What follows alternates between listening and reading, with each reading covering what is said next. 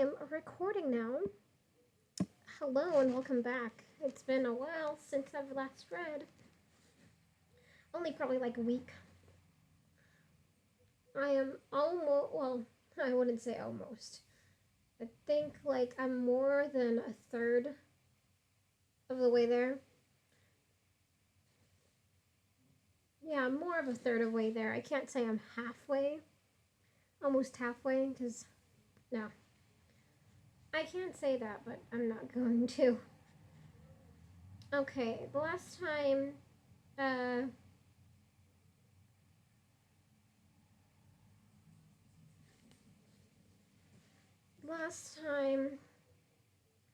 what happened last time? So, what happened?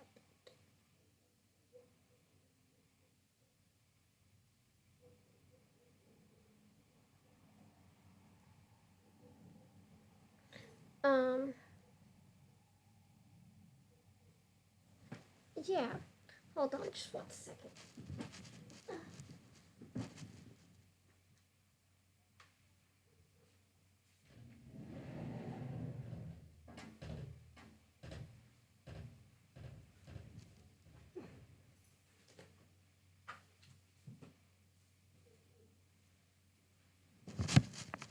Okay.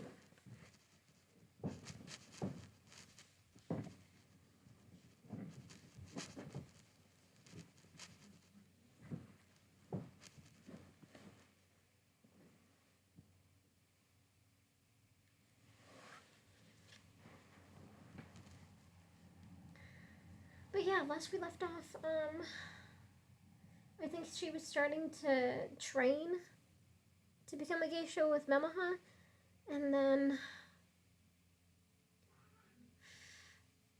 I think she saw Pumpkin is starting to make her debut as an apprentice geisha. And then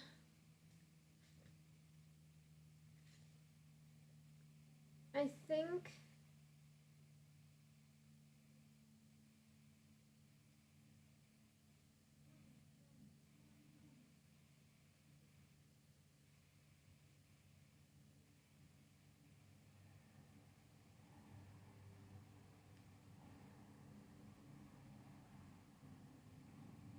I think this is where she's gonna officially become an apprentice geisha.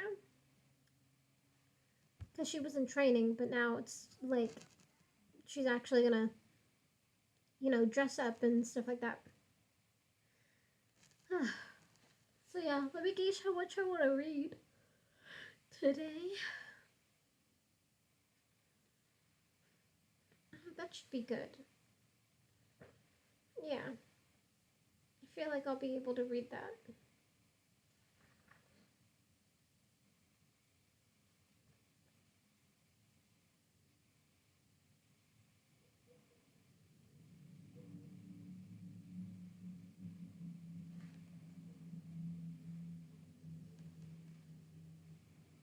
Ugh.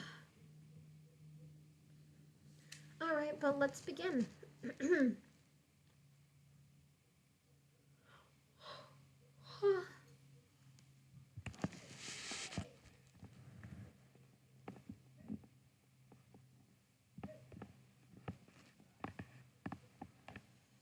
So, chapter 14.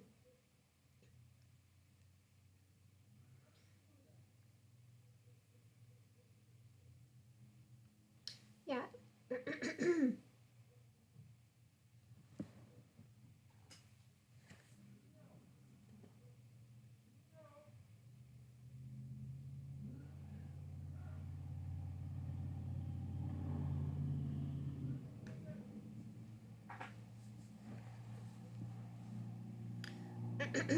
Yeah, chapter 14.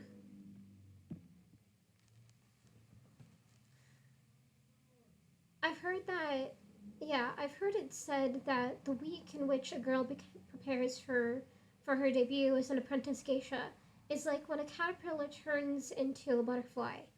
It's a charming idea, but for the life of me, I can't imagine why anyone ever thought up such a thing. A caterpillar has to spin its cocoon and doze off for a while, whereas in my case, I'm sure I never had a more exhausting week. The first step was to have my hair done in the manner of an apprentice geisha, in the split peach style, which I've mentioned. Guillaume has quite a number of hairdressers in those days. Yeah, Guillaume had quite a number of hairdressers in those days. Mama has worked. Mama has worked in a terribly crowded room. Yeah, Mama has worked in a terribly crowded room above an eel restaurant. I had to spend nearly 2 hours waiting my turn for with 6 or 8 geisha kneeling here and there, even out on the landing of the stairwell. And I'm sorry to say that the smell of dirty hair was overpowering. The elaborate hairstyles geisha wore in those days required so much effort and expense that no one went to the hairdresser more than once a week or so. By the end of that time, even the perfumes they put in their hair weren't much of help.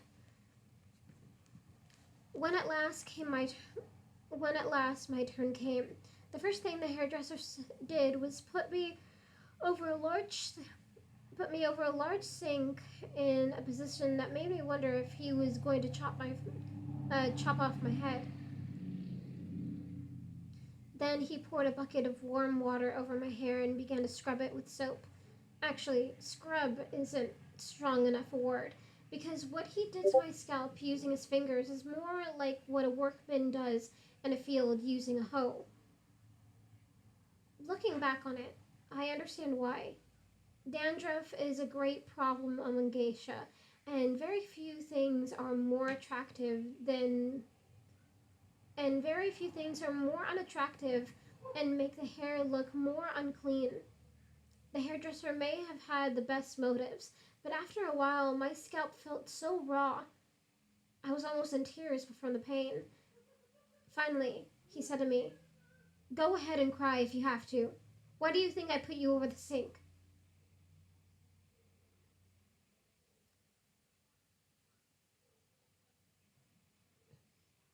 I suppose this was his idea of a clever joke, because after he'd said it, he laughed out loud.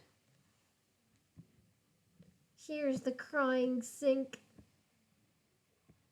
Oh, I didn't. Yeah, but that's that. That's the split peach.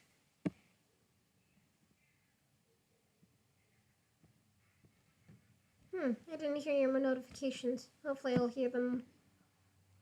Can you send a text just real quick? Little message.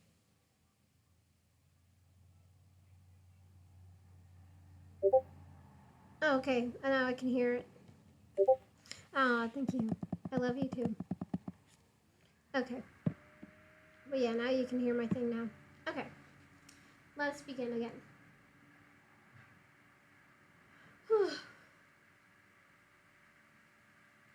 I suppose this was his idea of a clever joke, because after he'd said it, he laughed out loud. When he'd had enough of scraping his fingernails across my scalp, he sat me on the mats to one side and tore a wooden comb through my hair with until the muscles of my neck were sore from pulling against him.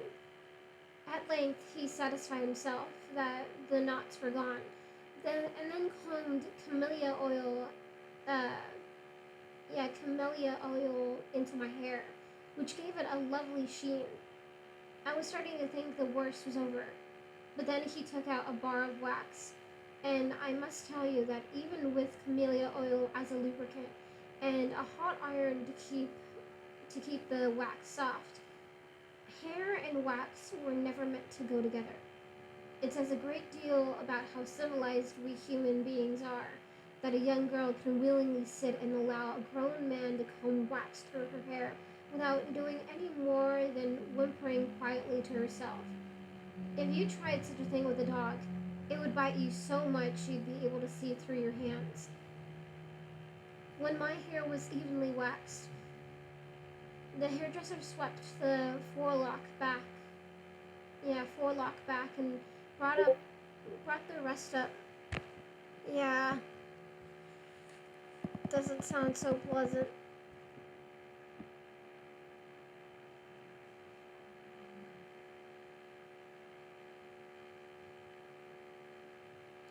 Yeah, when my hair was evenly waxed, the hairdresser swept the forelock back and brought the rest up into a large knot like a pincushion on the top of the head.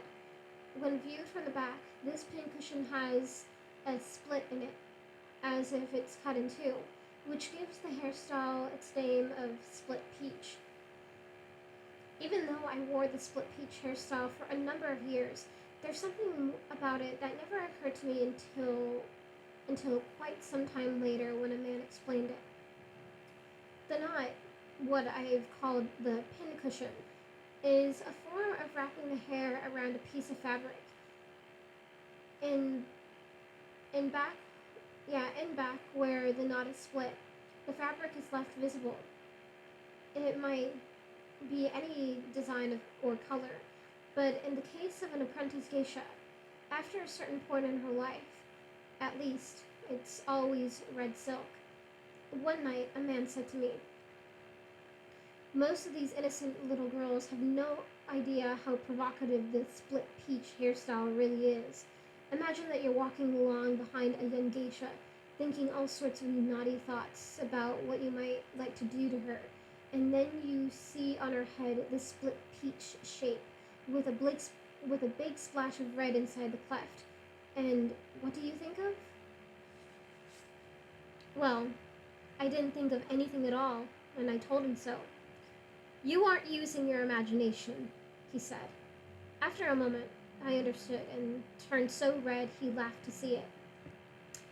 On my way back to the Okia, it didn't matter to me that my poor scalp felt the way clay must feel after the potter has scored it with his sharp stick. Every time I caught a glimpse of myself in the glass of a shop, I felt I was someone to be taken seriously, not a girl anymore, but a young woman. When I reached the Okia, Auntie made me model my hair for her and said all sorts of kind things. Even Pumpkin couldn't resist walking once around admiringly. Yeah, even Pumpkin couldn't resist walking once around me admiringly, though Katsumomo would have been angry if she'd known.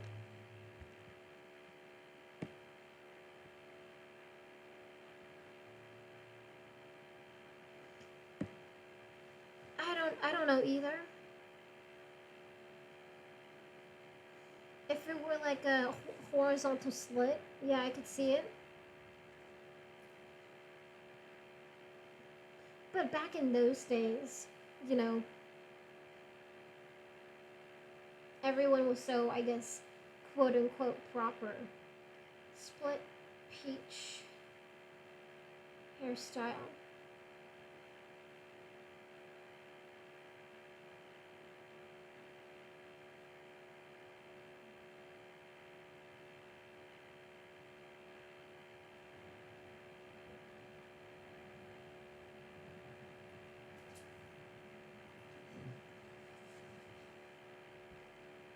But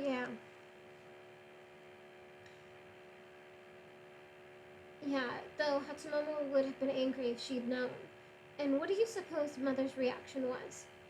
She stood on her tiptoes to see better, which did her little good, because already I was taller than she was, and then complained that I probably ought to have gone to Hatsumomo's hairdresser rather than Mamaha's. Every young geisha may be proud of her hairstyle at first, but she comes to hate it within 3 or 4 days. Because you see, if a girl comes home exhausted from the hairdresser and lays her head down on a pillow for a nap, just as she did the night before, her hair will be flattened out of the shape. Yeah, flattened out of the shape.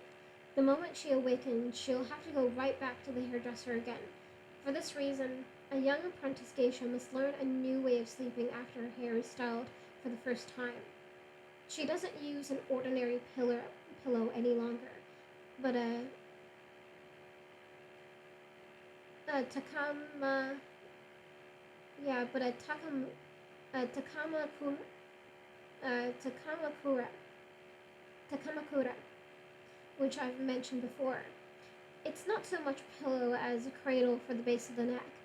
Most are padded with a bag of wheat chaff, but still they're not much better. But still, they're not much better than putting your neck on a stone.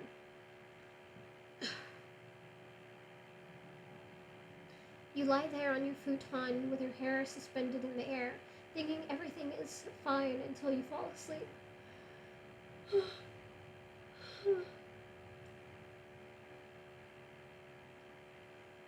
But when you wake up, you've shifted somehow so that your head has settled back onto the mats, and your hairstyle is as flat as if you hadn't bothered to use a tall pillow in the first place.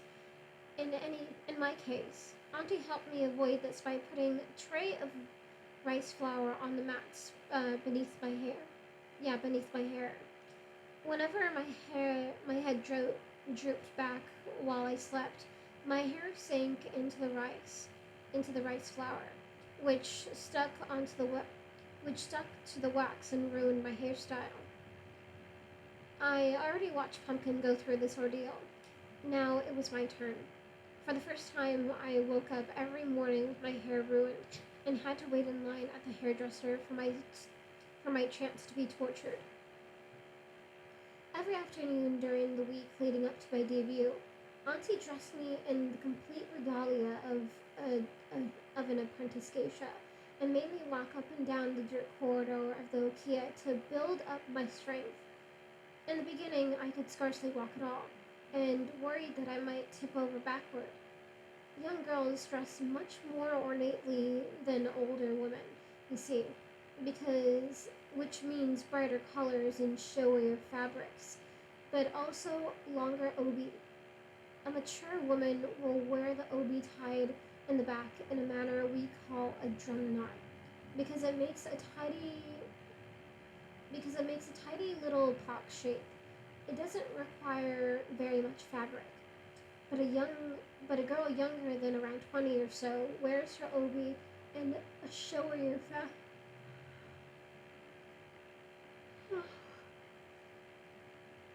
excuse me. But a girl younger than around 20 or so wears her obi in a showier fashion. In the case of an apprentice geisha, this means the most dramatic fashion of all.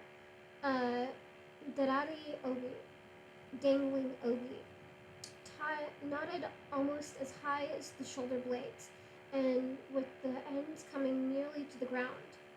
No matter how brightly colored a kimono might be, the obi is nearly always brighter.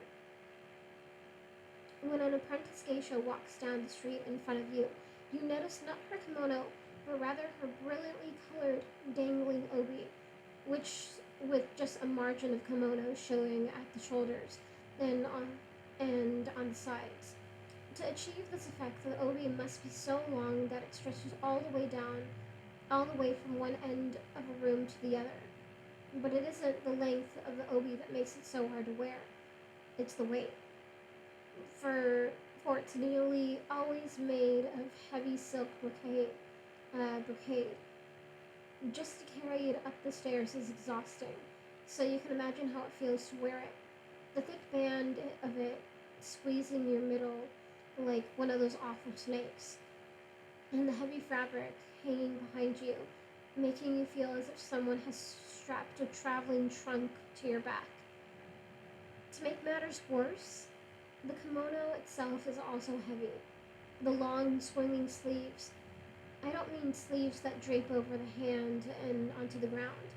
You may have noticed that when a woman is wearing a kimono and stretches out her arms, the fabric below the sleeve hangs down to form something of a pocket.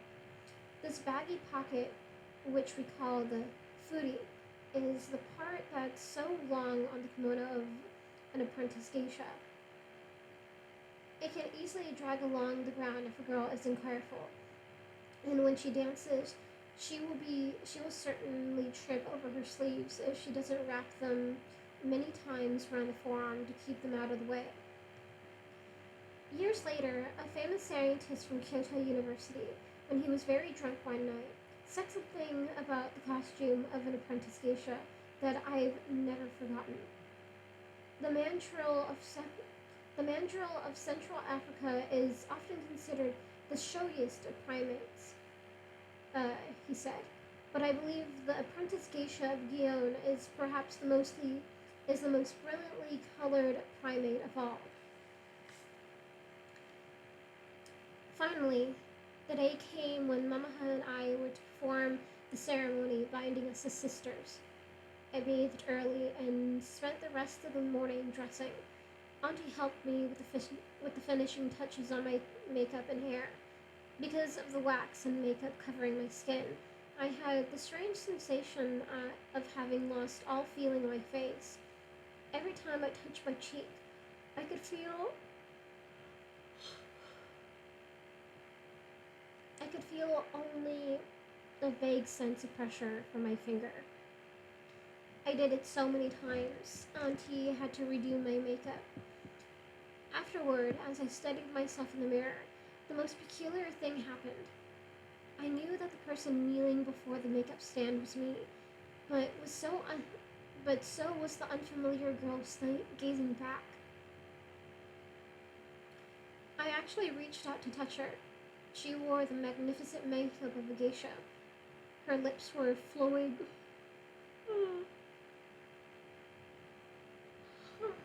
Excuse me. Yeah, afterward.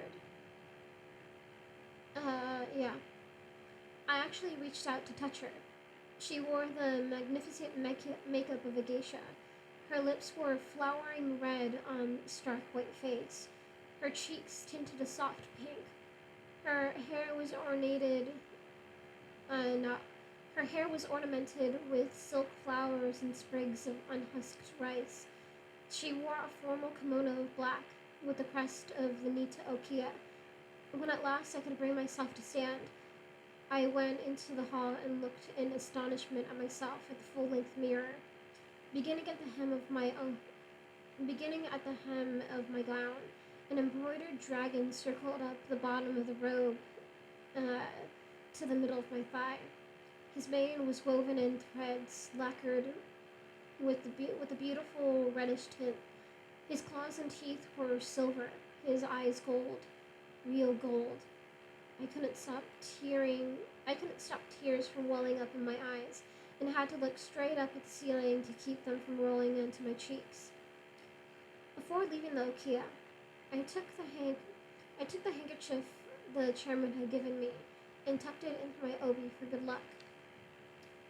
Auntie accompanied me to Mamaha's apartment, where I expressed my gratitude to Mamaha and pledged to honor and respect her. Then the three of us walked to the Gion shrine, where Mamaha and I clapped our hands and announced to the gods that we would soon be bound as sisters.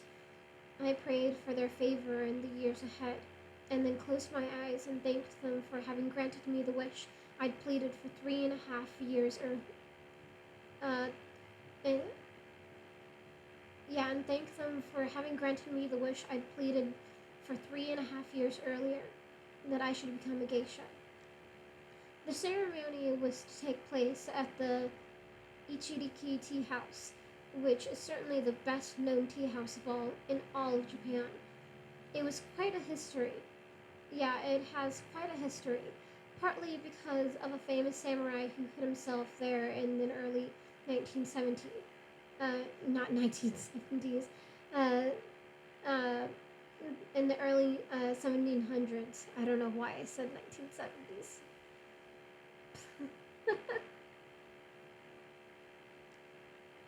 Yeah, it has quite a history.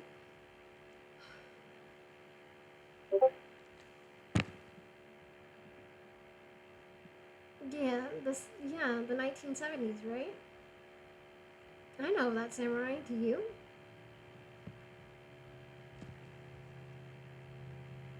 But yeah, it has quite a history, partly because of a famous samurai who hid himself there in the early 1700s.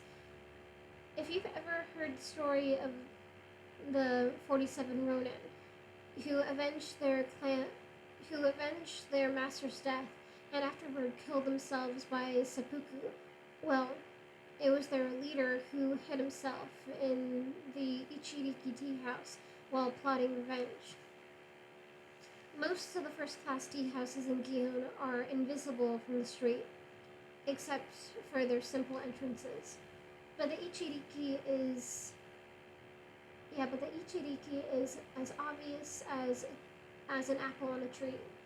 It sits at a prominent corner of Shisho Avenue, surrounded by a smooth apricot-colored wall with its own tiled roof. It seemed like a palace to me.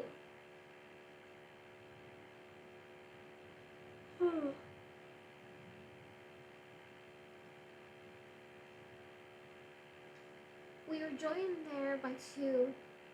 Yeah, we were joined there by two of Mamaha's younger sisters, as well as my mother.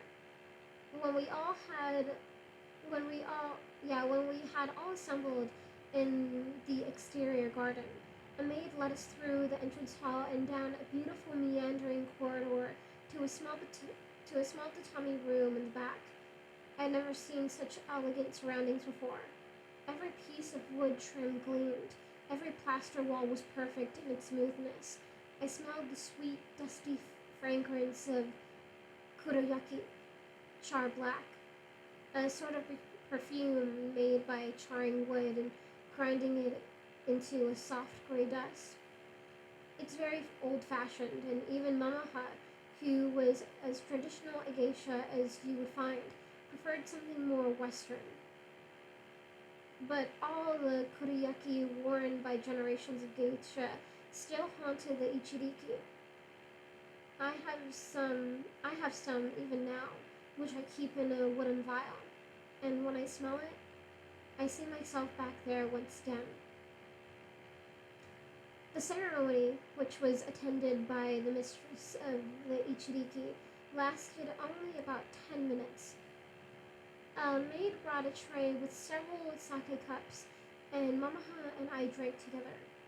I took 3 sips from a cup, then passed it to her, and she took 3 sips. We did this with 3 different cups, and then it was over. From that moment on, I was no longer known as Chiyo. I was the novice geisha Sayuri.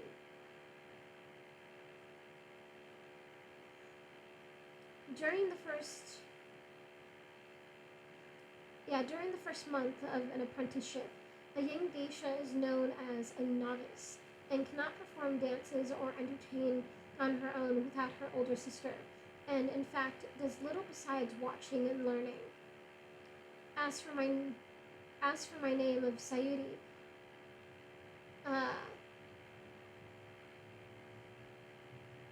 Mamaha had worked with her fortune teller a long while to choose it. The sound of a name isn't all that. Yeah, the sound of a name isn't all that matters, you see. The meaning of the characters is very important as well. And so is the number of strokes used to write them.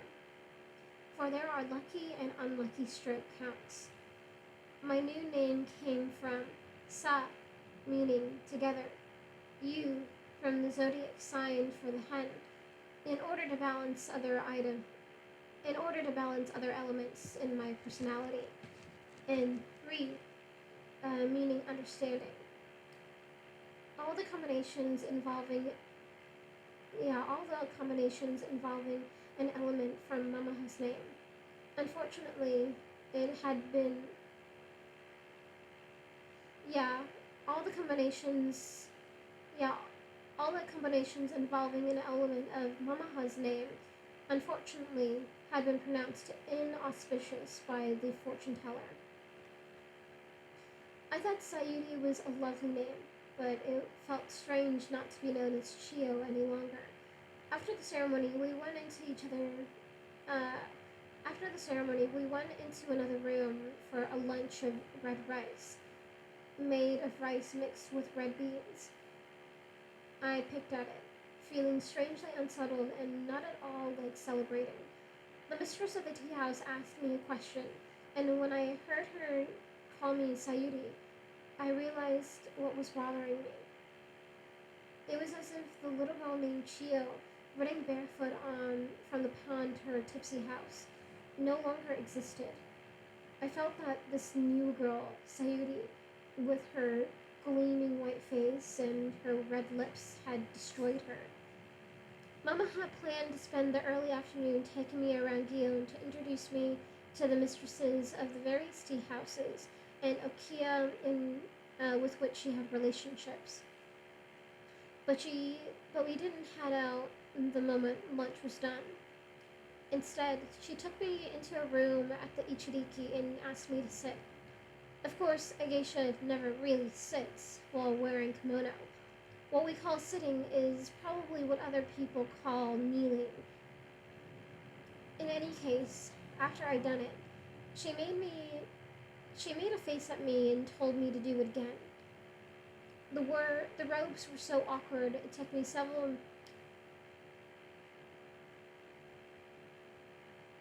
Yeah, the ropes were so awkward, it took me several tries to manage it properly. Mamaha gave me a little ornament in the shape of a gourd and showed me how to wear it dangling on my obi. The gourd, being hollow and light, is thought to offset the heaviness of the body, you see, and many a clumsy young apprentice had relied upon one to help keeping her from. Let me say it again. Yeah, the gourd, being hollow and light, is thought to offset the heaviness of the body, you see, and many a clumsy young apprentice has relied upon one to help keep her from falling down. Mamaha talked with me a while, and then just when we were about to just when we were ready to leave, she asked me to pour her a cup of tea. The pot was empty, but she told me to pretend to pour it anyway. I did. Uh, yeah. She wanted to see how I. Let me say it again. I'm like getting lost. And it's really just some water.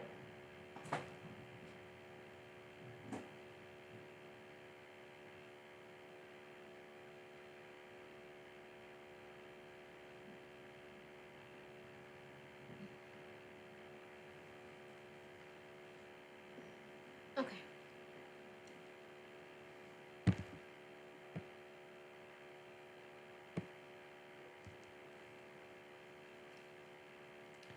Okay. Um. Yeah, Mama had talked with me a while, and then just when we were ready to leave, she asked me to pour her a cup of tea. The pot was empty, but she told me to pretend to pour it anyway. She wanted to see how I held my sleeve out.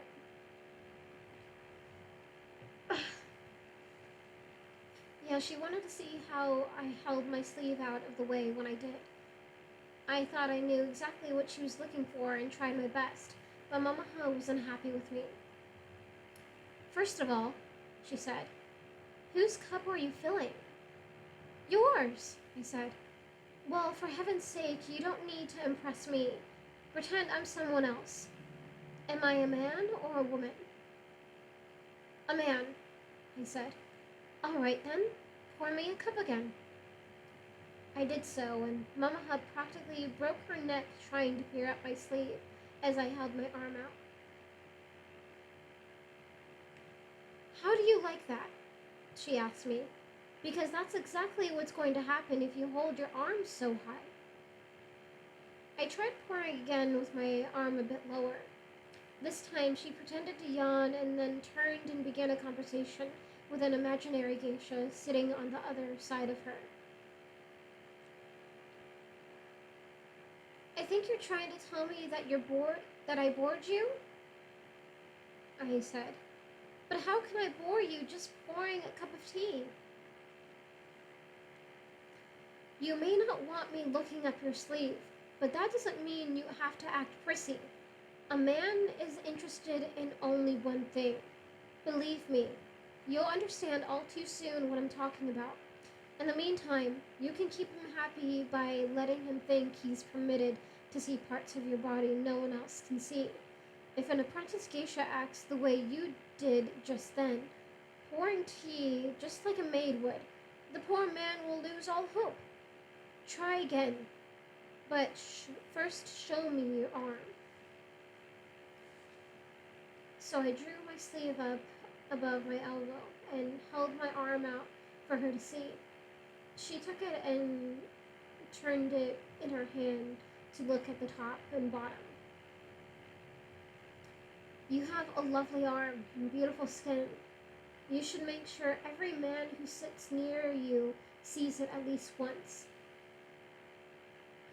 So I went on, pouring tea again and again, until Mamaha felt satisfied that I drew my sleeve out of the way enough to show my arm without being too obvious what I was doing.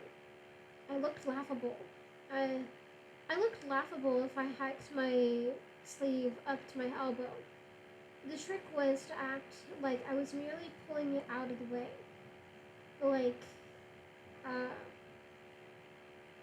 The trick was to act like I was merely pulling it out of the way, while at the same time drawing it a few finger widths above my wrist to give a view of my forearm.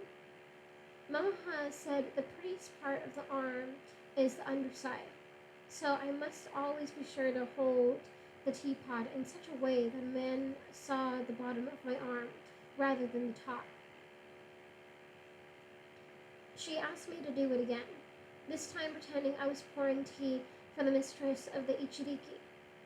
I showed my arm in just the same way, and Mamaha made a face at once. For heaven's sake, I'm a woman, she said. Why are you showing me your arm that way? Probably you're just trying to make me angry. Angry? What else am I supposed to think? You're showing me how youthful and beautiful you are, while I am already old and decrepit, unless you were doing it just to be vulgar. How is it vulgar? Why else have you made such a point of letting me see the underside of your arm?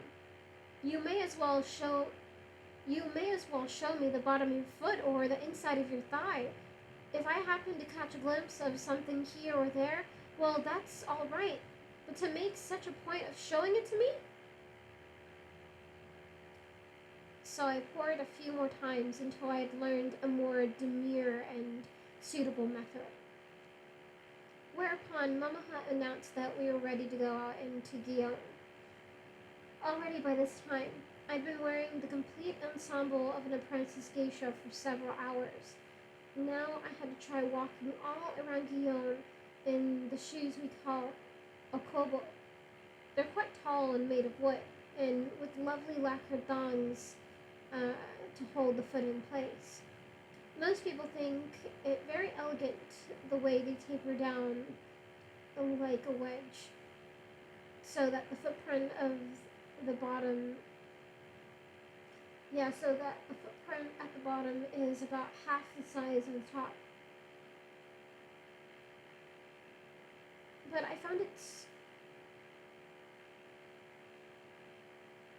found it hard to walk delicately in them. I felt as if I had roof tiles strapped to the bottoms of my feet. Mamaha and I made perhaps 20 stops at various okiya and tea houses, though we spent no more than a few minutes at most of them. Usually a maid answered the door, and Mamaha asked politely to speak with the mistress. And then when the mistress came out, Mamaha said to her, "I'd like to introduce my new younger sister, Sayuri." And then I bowed very low and said,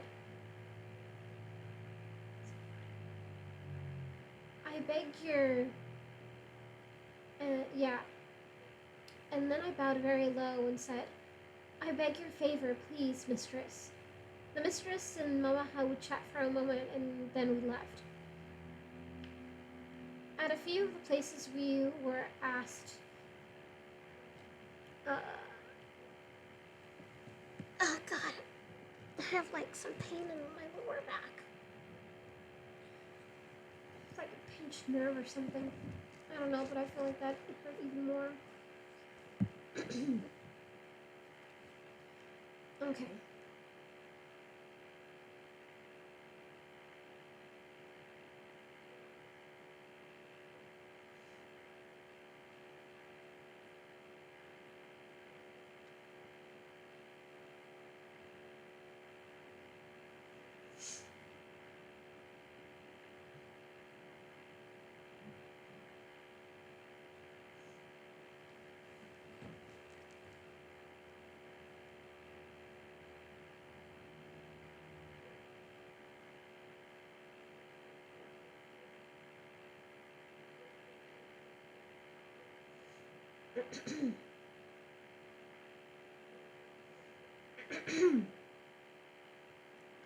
Yeah, the mistress and Mama would chat for a moment, and then we left. At a few of the places we were asked in for tea and spent perhaps 5 minutes, but I was very reluctant to drink tea and only wet my lips instead. Using the toilet while wearing kimono was one of the most difficult things to learn, and I wasn't at all sure I'd learned it adequately just yet. In any case, within an hour I was so exhausted. It was all it was all I could do to keep from groaning as I walked along. But we kept up our pace. In those days, I suppose there were probably 30 or 40 first-class tea houses in Guillaume.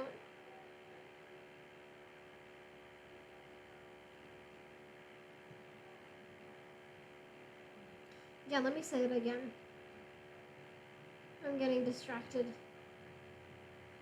Yeah, in any case, within an hour, I was so exhausted. It was all, it was all I could keep. Yeah, it was all I could keep. Yeah, it was all I could do to keep from groaning as I walked along.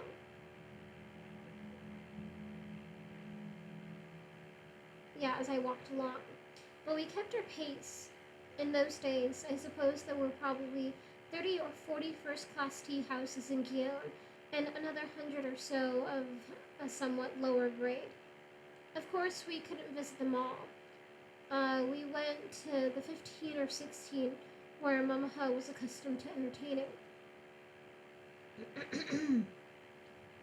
As for Okia, there must have been hundreds of those.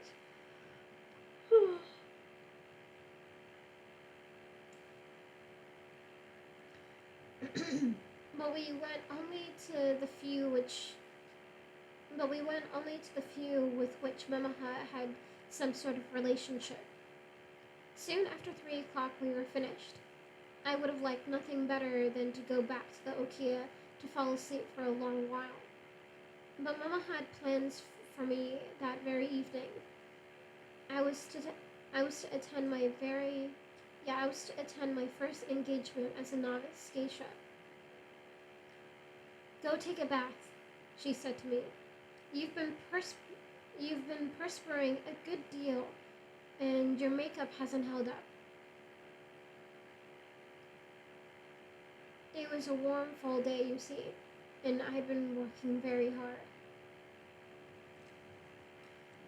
Back at the Okia, Auntie helped me undress and then took pity on me by letting me nap for a half hour. I was back in her good graces again, now that my foolish mistakes were behind me, and my future seemed even brighter than pumpkins. She woke me after my nap, and I rushed to the bathhouse as quickly as I could. By 5, I had finished dressing and applying my makeup. I felt terribly excited, as you can imagine, because for years I'd watched Hatsumomo and lately Pumpkin go off in the afternoons and evenings looking beautiful, and now at last my turn had come. The event that evening, the first I would ever attend, was to be a banquet. The event that evening, the first I would ever attend, was to be a banquet at the Kansai International Hotel. Banquets are stiffly for Banquets are stiffly formal affairs, with all the guests arranged shoulder in a sort of U shape around the outside of a big tatami room, and trays of food sitting on little strands in front of them.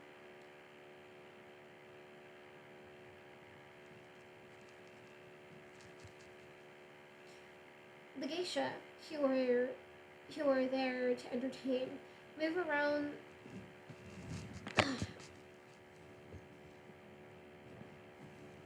Yeah, the geisha who were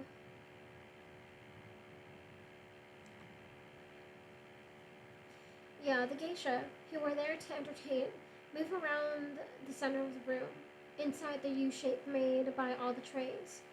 I mean,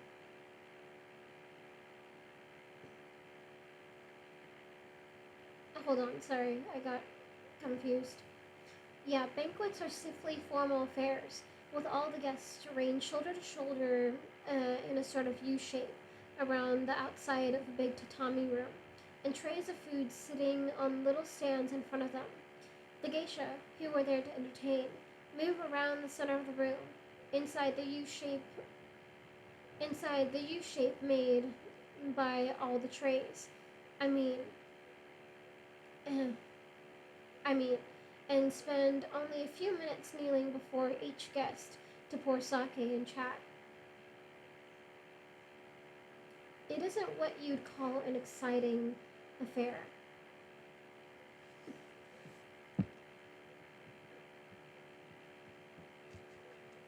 Yeah, it isn't what you'd call an exciting affair. And as a novice, my role was less exciting than even than Mamaha's. I stayed to one side of her like a shadow. Whenever she introduced herself, I did the same, bowing very low and saying, "My name is Sayuri. I'm a novice and beg your indulgence." After that, I said nothing more, and no one said anything to me. Toward the end of the banquet, the doors at one side of the room were slid open, and Mamaha and other geisha performed a dance together, known as Chiyo no Tomo, Friends Everlasting. It's a lovely piece about two devoted women meeting again after a long absence. Most of the men sat picking their teeth through it. They were executives of a large company that made rubber valves or some such thing, and had gathered in Kyoto for their annual banquet. I don't think a single one of them would have known the difference between dancing and sleepwalking. But for my part, I was entranced. Geisha and Gion always use a folding fan as a prop when dancing, and Mamaha in particular was masterful in her movements. At first, she closed the fan and, while turning her body in a circle, weaved it delicately with her wrist to suggest a stream of water flowing past. When she opened it, then she opened it, and it became a cup into which her companion poured sake for her to drink. As I say, the dance was lovely, and so was the music, which was played on the shamisen by a terribly thin geisha with small, watery eyes. The formal banquet generally lasts no more than 2 hours, so by 8 o'clock we were out on the street again. I was just turning to thank Mamaha and bid her good night when she said to me, I'd thought of sending you to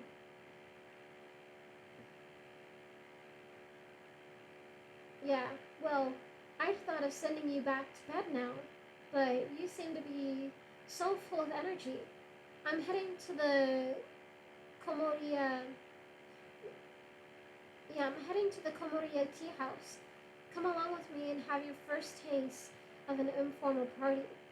We may as well start showing you around as quickly as you can.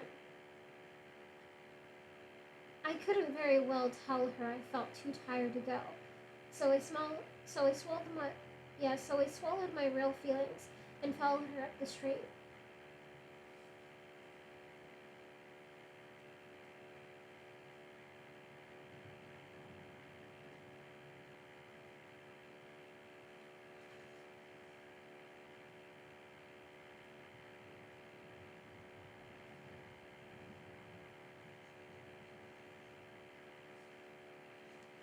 Okay.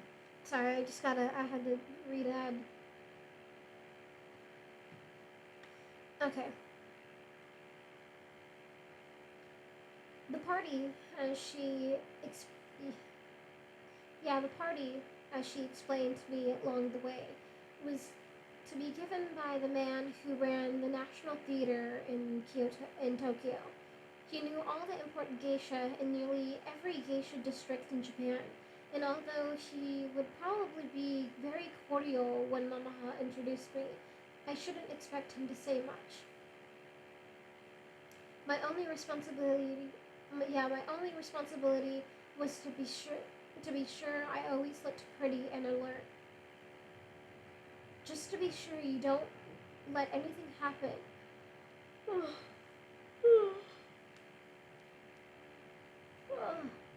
Excuse me.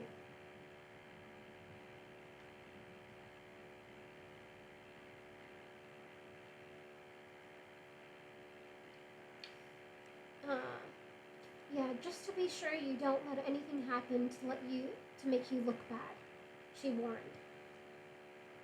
We entered the tea house and were shown by a maid to a room on the second floor. I hardly dared to look inside when Mama Han knelt and slid open the door, but I could see 7 or 8 geisha seated on cushions around a table, with perhaps 4 geisha. Oh wait, I think I said that wrong. No, I definitely said that wrong.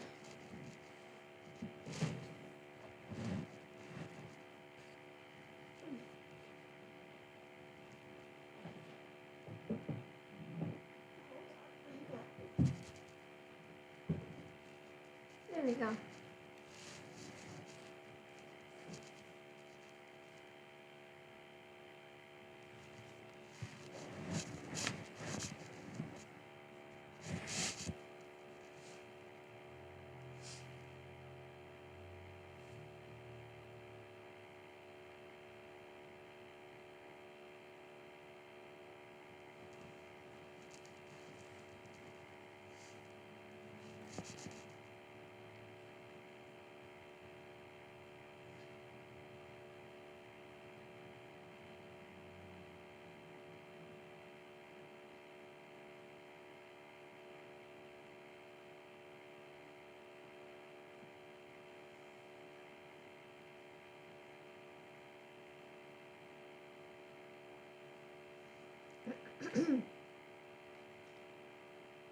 Yeah.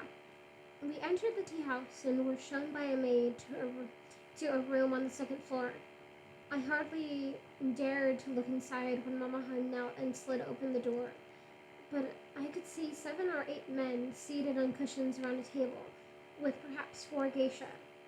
We bowed and went inside, and afterward knelt on the mats to close the doors behind us. For this, yeah, for this, for this is the way a geisha enters a room. We greeted the other geisha first, as Mamaha told me to do, then the host at the corner of at the table, and afterward the other guests. Mamaha-san, said one of the geisha, you've come just in time to tell us a story about Konda-san, the wig maker. Oh heavens, I can't remember it at all, Mamaha said, and everyone laughed. I had no idea what the joke was. Mamaha led me around the table and knelt beside the host. I followed and positioned myself to one side. Mr. Director, please permit me to introduce my new younger sister, she said to him. This was my cue to bow and say my name, and beg the director's indulgence, and so on. He was a very nervous man with bulging eyes and a kind of chicken bone frailty.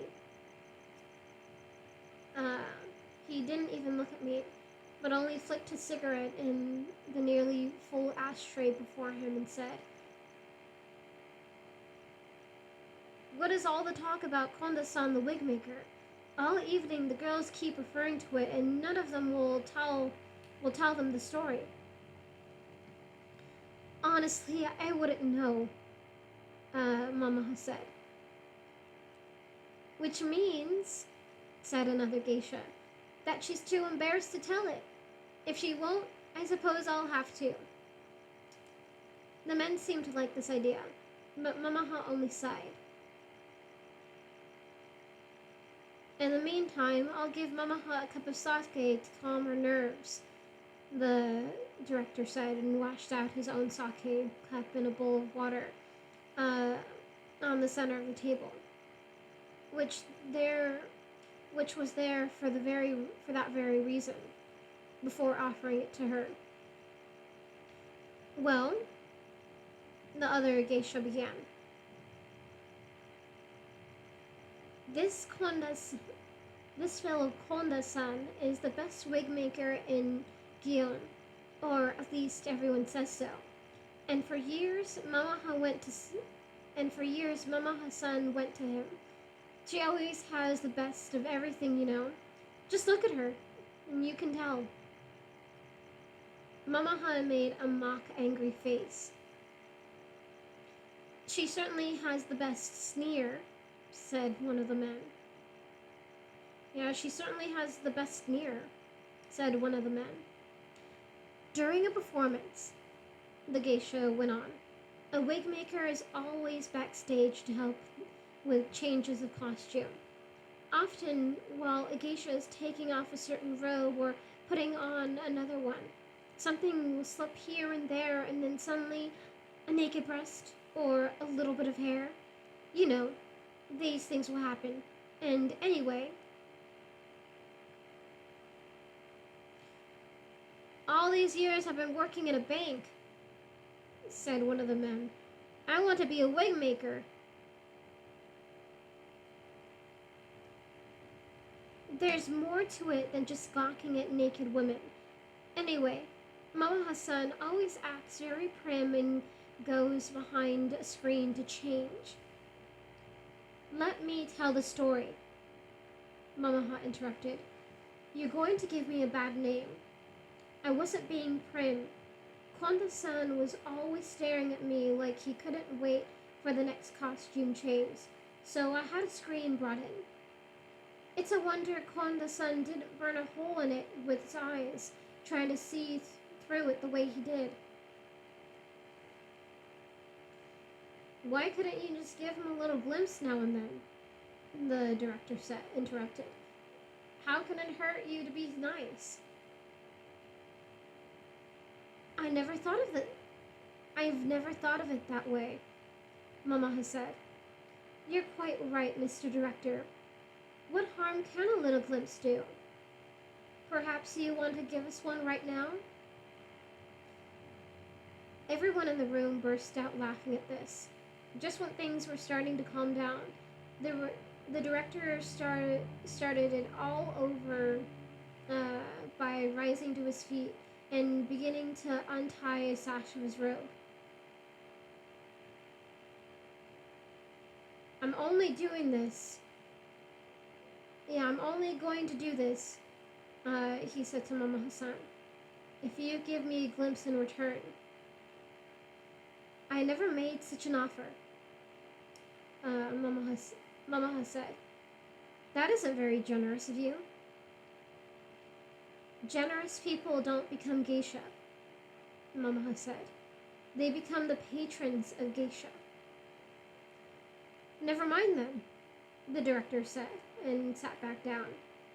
I have to say, I was very relieved he'd given up, because although all the others seemed to be enjoying themselves enormously, I felt embarrassed.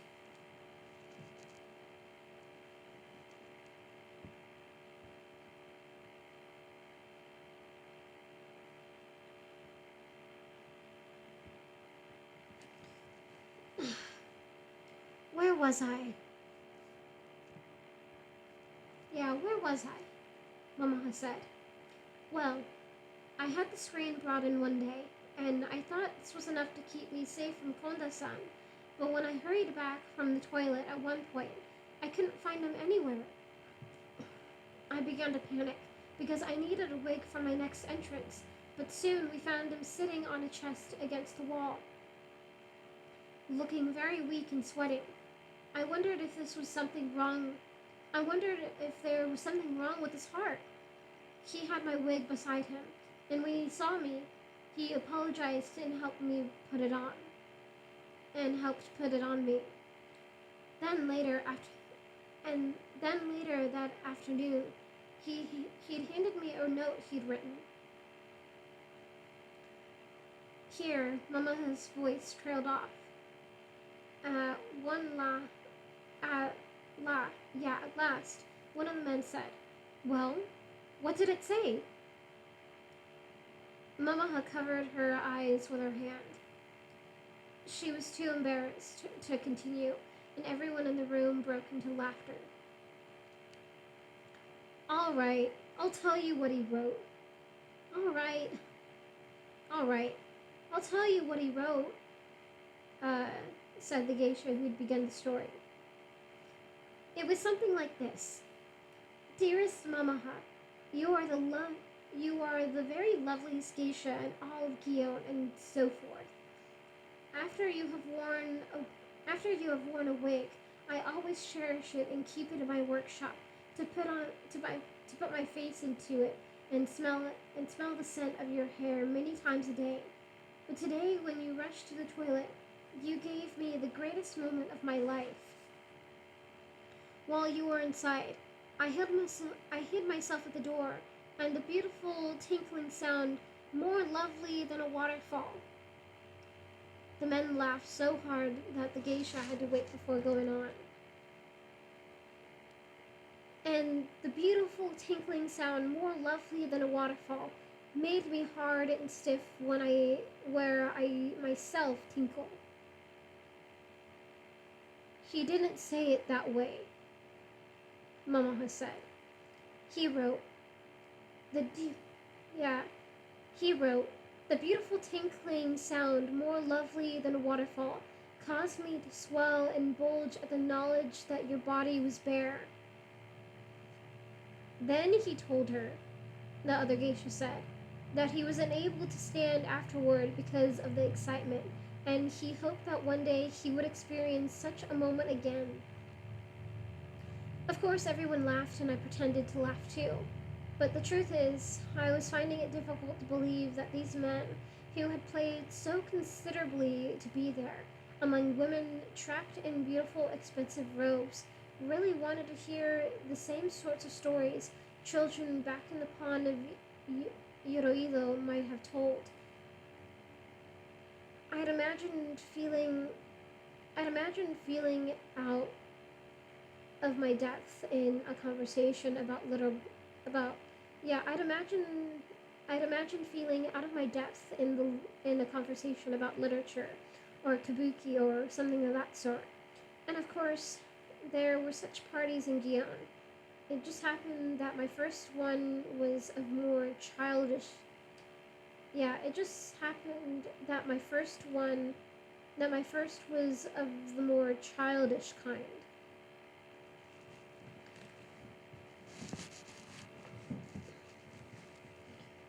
All through Mamaha's story, the man beside me sat rubbing his splotchy face with his hands and paying little attention.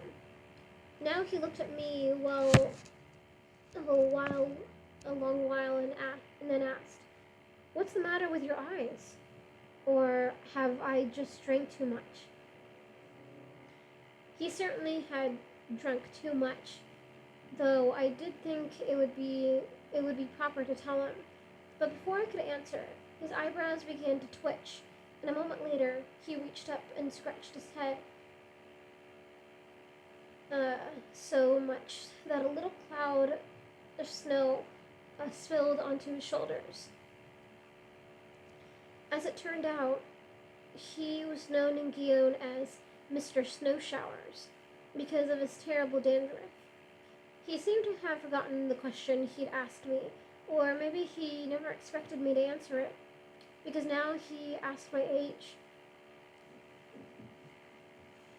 I told him I was 14. "You're the oldest 14-year-old I've ever seen. Here, take this."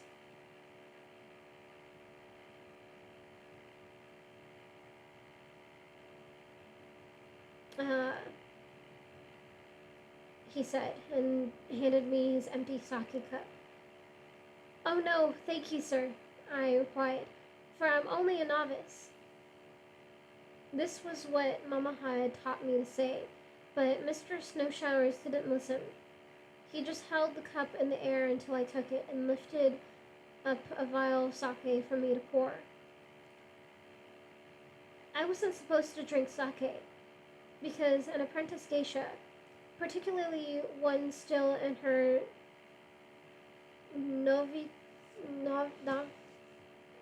something. I don't know how to pronounce this, so I'm gonna look it up.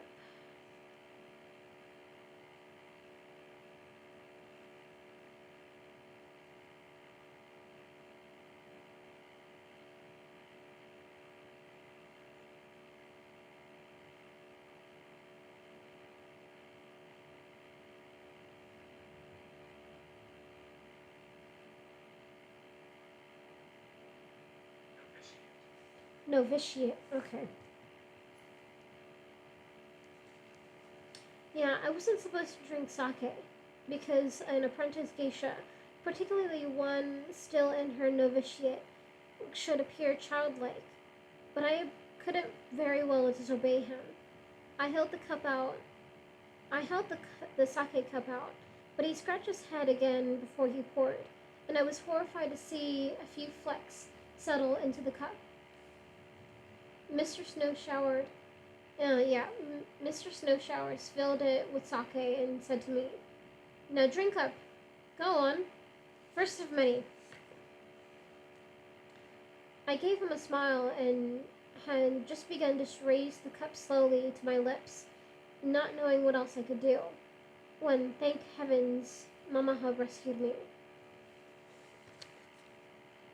"It's your first day in Kian Sayuri. It won't do for you to get drunk," she said, though she was speaking for the benefit of Mr. Snow Showers. "Just wet your lips and be done with it." So I obeyed her and wet my lips with the sake. And when I say that I wet my lips, I mean I pinched them and when I say I wet my lips, I mean I pinched them shut so tightly I nearly sprained my mouth, and then tipped the sake cup until I felt the liquid against my skin. Then I put the cup down on the table hurriedly and said, delicious," while reaching for the handkerchief in my obi. I felt very relieved when I patted my lips with it, and I'm happy to say that Mr. Snow Showers didn't even notice, for he was busy eyeing the cup as it sat there full on the table before him. After a moment, he picked it up with 2 fingers and poured it right down his throat before standing and excusing himself to use the toilet. An apprentice geisha is expected to walk a man to the toilet and back, but no one expects a novice to do it. When there isn't an apprentice in the room, a man will usually walk himself to the toilet, or sometimes one of the geisha will accompany him. But Mr. Snow Shower stood there gazing down at me until he realized he was waiting for me to stand. I didn't know my way around the Komoria tea house, but Mr. Snow Shower certainly did. I followed him down the hall and around the corner. He stepped aside while I rolled open the door for the toilet. He stepped aside while I rolled open the door to the toilet for him. After I had closed it behind him and was waiting there in the hallway, I heard the sound of someone coming up the stairs, but I thought nothing of it. Soon Mr. Snow Showers was done, and we made our way back. When I entered the room, I saw that another geisha had joined the party, along with an apprentice. They had their backs to the door, so that I didn't see their faces until I'd followed Mr. Snow Showers. Until I'd followed Mr. Snow Showers around the table and taken up my place once again. You can imagine how shocked I felt when I saw them. For there, on the other side of the table, was the one woman I would have given anything to avoid. It was Hatsumomo, smiling at me, and beside her sat Pumpkin. Boo!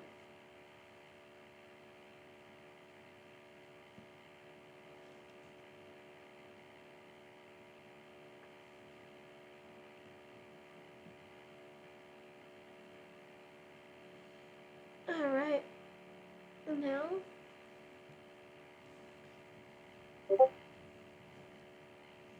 Oh, fug.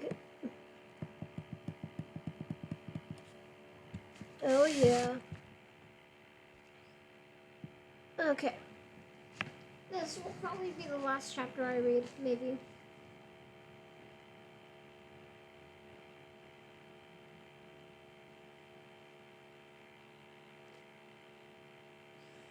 We'll see. Okay. Chapter... Oh, God. Hold on. Little break.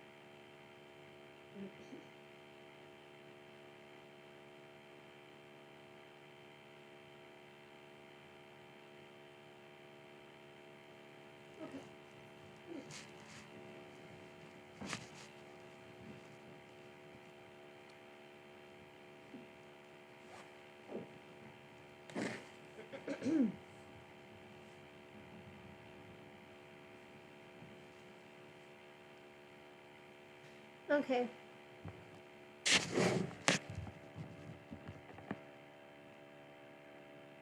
Oh, excuse me.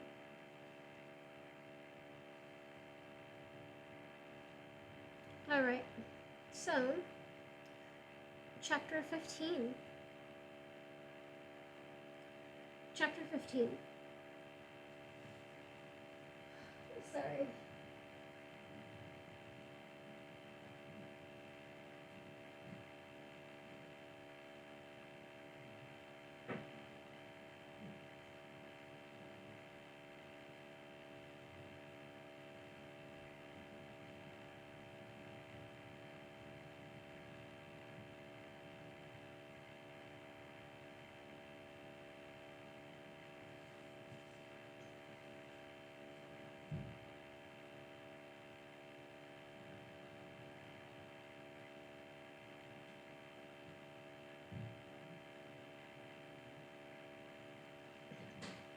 Yeah, Chapter 15. Hatsumomo smiled when she was happy, like everybody else. And she was even happier when she was about to make someone suffer. This is why she wore such a beautiful smile on her face when she said, "Oh my goodness, what a peculiar coincidence. Why, it's a novice. I really shouldn't tell the rest of the story, because I might embarrass the poor thing." I hoped Mamaha would excuse herself and take me with her, but she only gave me an anxious glance. She must have felt that leaving Hatsumomo alone with these men would be like running away from a house on fire. We'd be better off to stay and control the damage. Really, I don't think there's anything more difficult than being a novice, Hatsumomo was saying. Don't you think so, Pumpkin? Pumpkin was a full-fledged apprentice now. She'd been a novice 6 months earlier.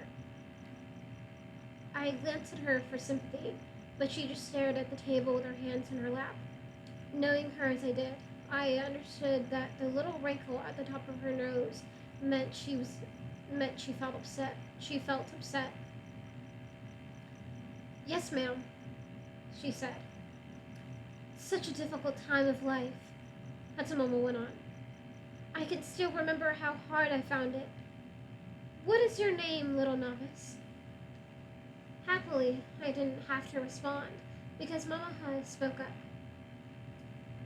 You're certainly right about it being a difficult time of life for you, Hatsumomo-san. Though, of course, you are more awkward than most. I want to hear the rest of the story, said one of the men. And embarrass the poor novice who's just joined us? Hatsumomo said.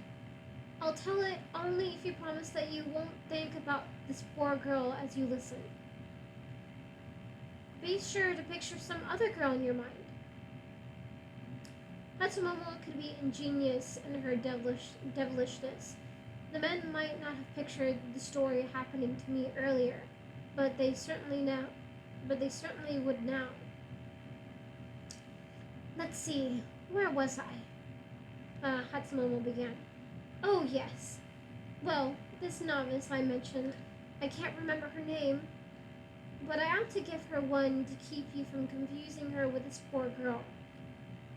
Tell me, little novice, what is your name?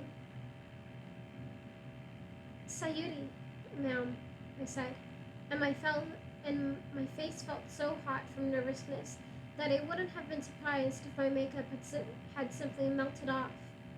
Had simply melted and began to drip onto my lap. Sayuri, how lovely. Somehow it doesn't suit you. Well, let's call this novice in the story my Yuri. Now then, one day I was walking along Shisho Avenue with my Yuri on our way to her older sister's Okiya. There was a terrible wind, the sort that rattles the windows. Poor Mayuri had so little experience with kimono. She was no heavier than a leaf, and those big sleeves can be just like sails, you know. As we were about to cross the street, she disappeared, and I heard a little sound from behind me, like, ah, but very faint.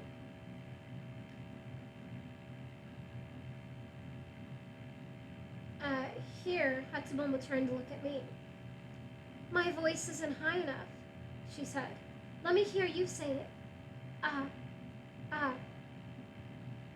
Well, what can I do? I tried my best to make the noise. No, much higher. Oh, never mind. Hatsumomo turned to the man beside her and said under her breath, She isn't very bright, isn't she? She shook her head for a moment and went back on. Yeah, she shook her head for a moment and then went on. Anyway, when I turned around, poor Mayuri was being blown backward up the street, a full block behind me, with her arms and legs flailing so much she looked like a bug on its back. I nearly tore my obi laughing, but then all of a sudden, she stumbled right off the curb into a busy intersection, just as a car came zooming along. Thank heavens she was blown onto the hood. Her legs flew up. And then, if you can picture this, the wind blew right up her kimono, and well, I don't need to tell you what happened. You certainly do, said one of the men said. Don't you have any imagination? She replied. The wind blew her kimono up right over her hips. She didn't want everyone to see her naked, so to preserve her modesty, she flipped herself around and ended up with her legs pointing in two different directions, and her private parts pressed against the windshield right in the driver's face. Of course, the men were in hysterics by now, including the director, He tapped his sake cup on the tabletop like a machine gun and asked, Why doesn't anything like this ever happen to me? Really, Mr. Director, Hatsumomo said. The girl was only a novice. It's not as if the driver got to see anything. I mean, can you imagine looking at the private parts of this girl across the table? She was talking about me, of course. Probably she's no different from a baby. Girls sometimes start getting hair when they're only 11, said one of the men. How old are you, little Sayuri-san? Hatsumomo asked me. I'm 14, ma'am, I asked her, just as politely as I could. But I'm an old 14. Already the men like this, and Hatsumomo's smile hardened a bit. 14? She said. How perfect. And of course you don't have any hair.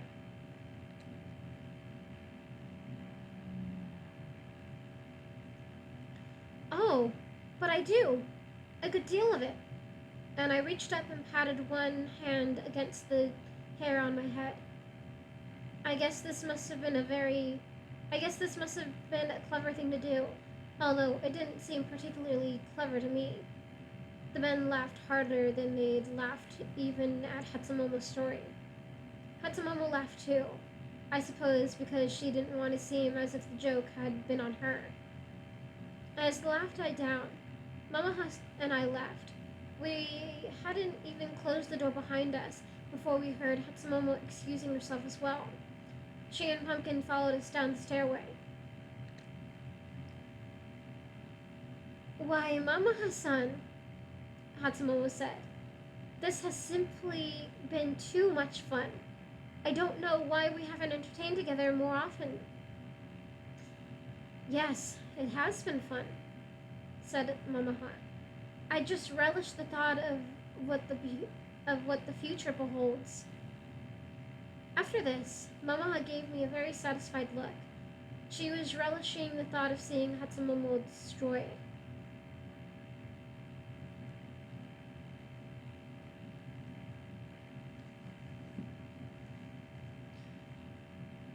That night, after bathing and removing my makeup, I was standing in the formal entrance hall answering Auntie's questions about my day when Hatsumomo came in from the street and stood before me. Normally, she wasn't back so early, but I knew...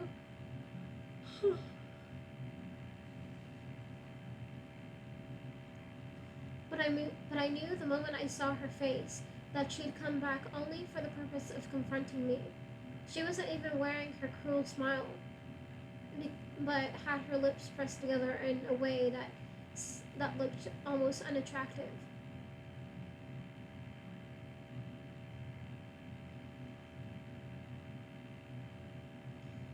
She stood before me only a moment, and then drew back her hand and slapped me across the face.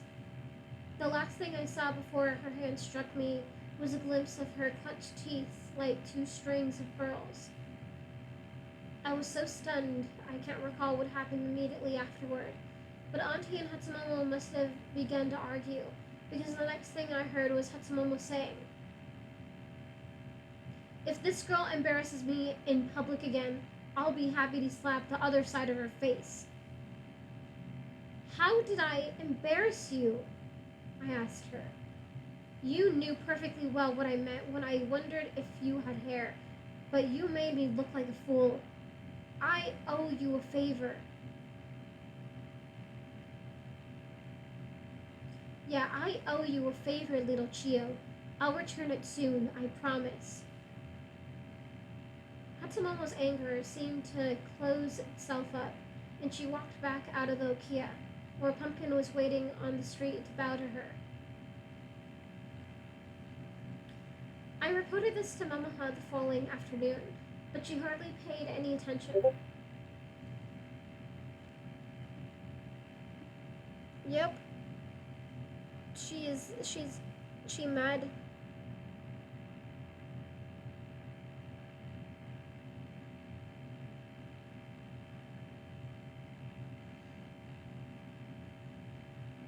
Yep. That's Hatsumomo for you.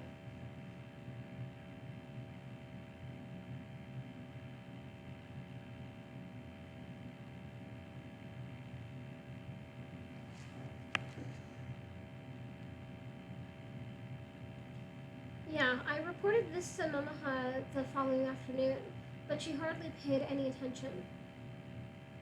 What's the problem? She said. Hatsumomo didn't leave a mark on your face, thank heavens.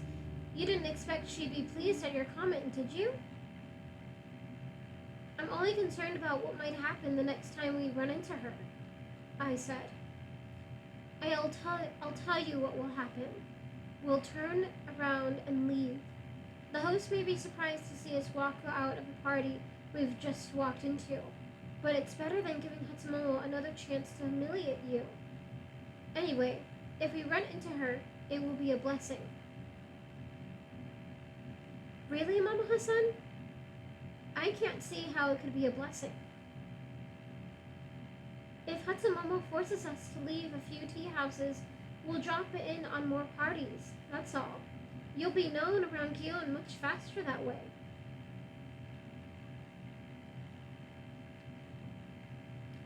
I felt reassured by Mamaha's confidence.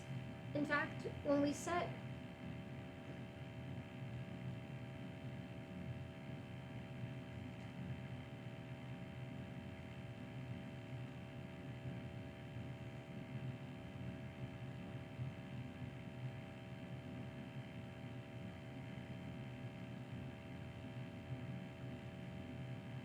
I felt reassured. I felt reassured by Mamaha's confidence.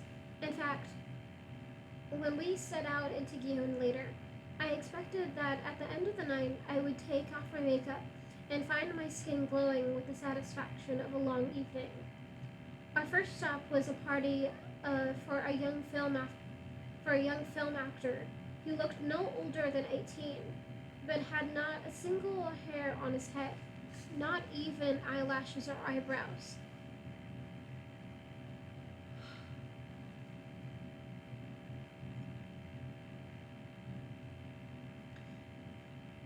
He went on to become very famous a few years later, but only because of the manner of his death. He killed himself with a sword after murdering a young waitress in Tokyo. In any case, I thought him very strange until I noticed that he kept glancing at me. I'd lived so much of my life in isolation of the Okiya, I must admit I relished the attention. We stayed more than an hour, and Hatsumomo never showed up. It seemed to me that my fantasies of success might indeed come to pass. Oh, let me drink some more water.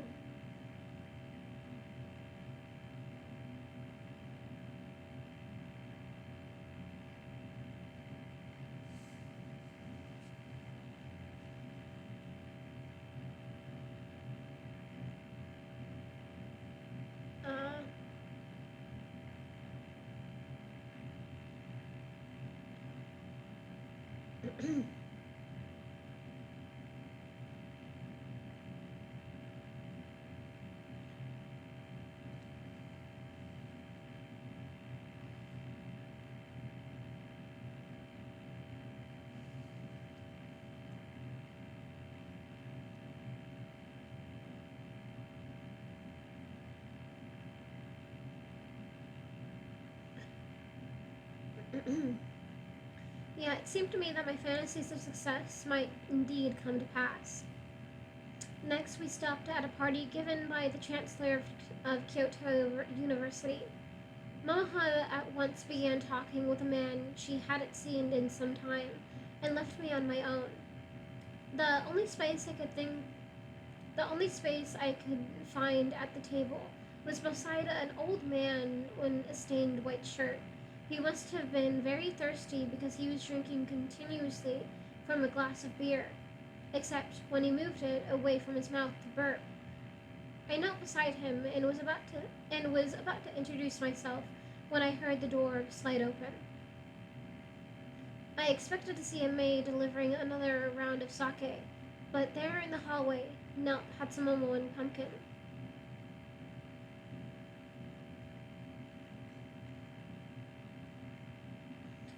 "Oh, good heavens!" I heard Mamaha say to the man she was entertaining. Is your wristwatch accurate?" "Very accurate," he said. "I set it every afternoon by the clock at the train station." "I'm afraid Sayuri and I have no choice but to be rude and excuse ourselves. We were expected elsewhere a half-hour ago." And with that, we stood and slipped out of the party after the very moment after Hatsumomo and Pumpkin entered it. As we were leaving the tea house, Mamaha pulled me into an empty tatami room. In the hazy darkness, I couldn't make out her features, but only the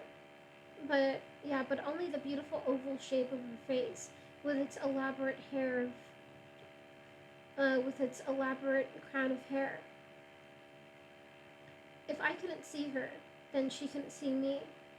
I let my jaw sag with frustration and despair, for it seemed I would never escape Hatsumomo.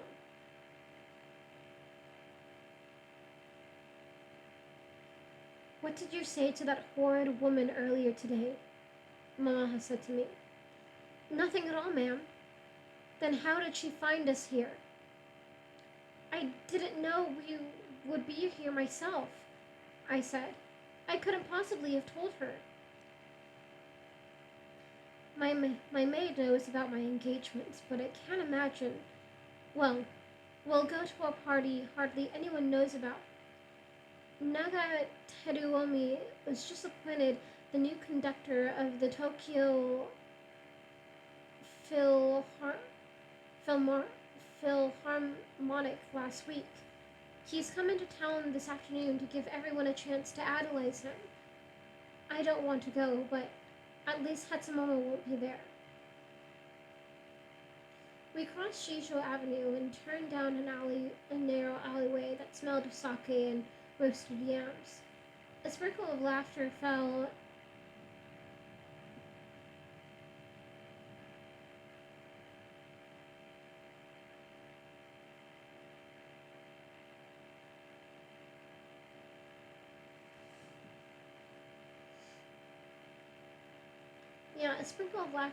down onto us from the second-story windows, brightly lit overhead.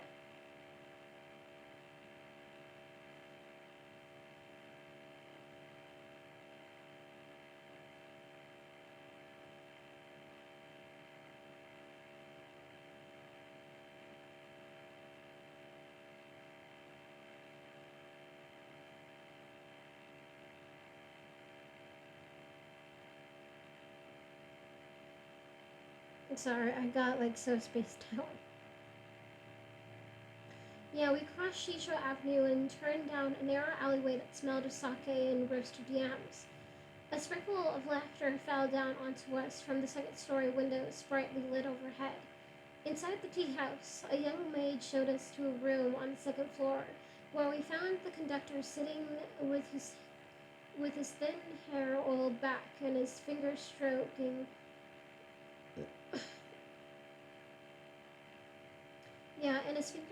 a sake cup in anger.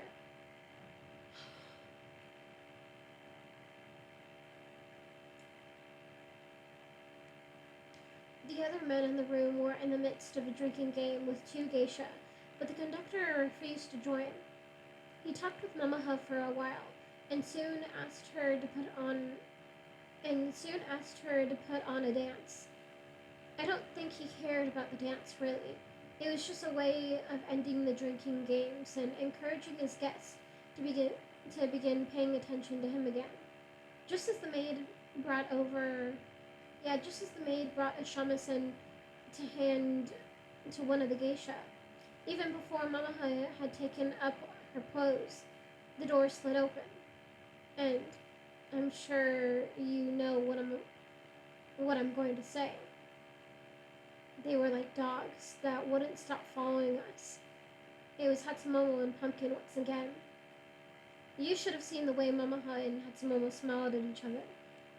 You'd almost have thought they were sharing a private joke, whereas in fact, I'm sure Hatsumomo was relishing her victory in finding us. And as for Mamaha, well, I think her smile was just a way of hiding her anger. During her dance, I could see her jaw jutting out and her nostrils flaring. She didn't even come back to the table afterward, but just said to the conductor, "Thank you so much for permitting us to drop in. I'm afraid it's so late. Sayuri and I must excuse ourselves now." I fucking they just follow them. That's all I can like say. She just follows them.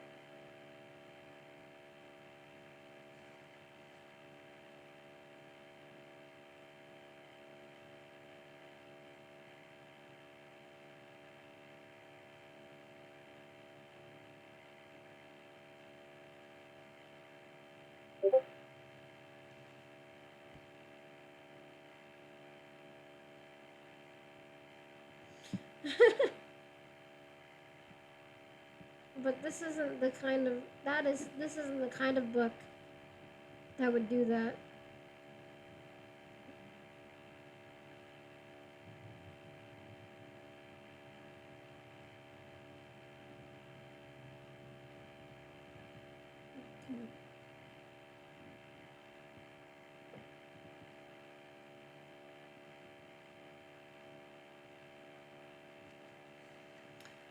But yeah, that's not the kind of book that would do such a thing.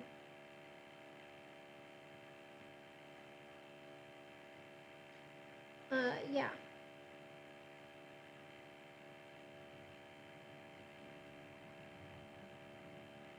Yeah, thank you. Yeah, she didn't even come back to the table afterward, but just said to the conductor, "Thank you so much for permitting us to drop in. I'm afraid it's so late. Sayuri and I must excuse ourselves now." I can't tell you how pleased Hatsumomo looked when we closed the door behind us. I followed Mamaha down the stairs. On the bottom on the bottom step, she came to a halt and waited.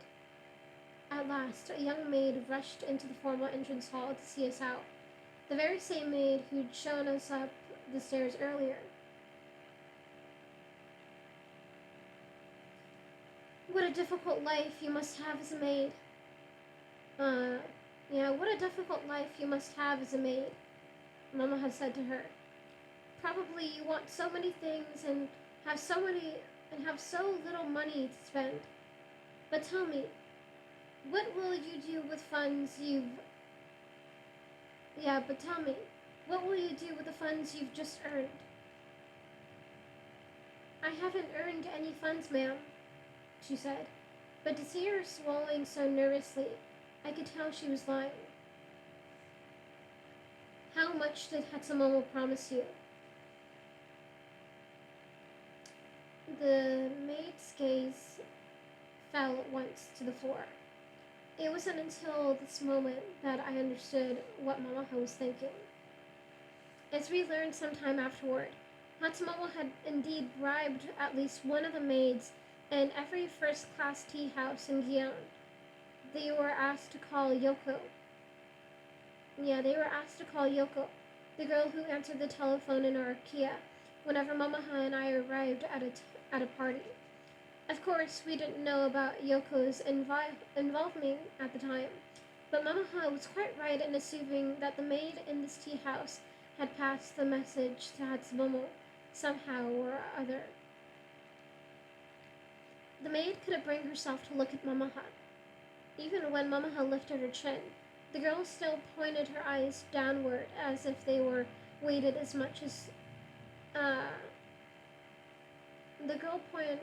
even when Mamaha lifted her chin, the girl still pointed her eyes downward just as if they weighed as much as two lead balls.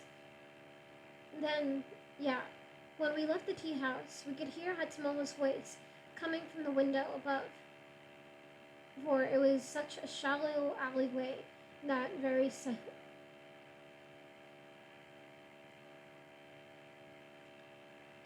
for it was such a narrow alleyway that that everything echoed.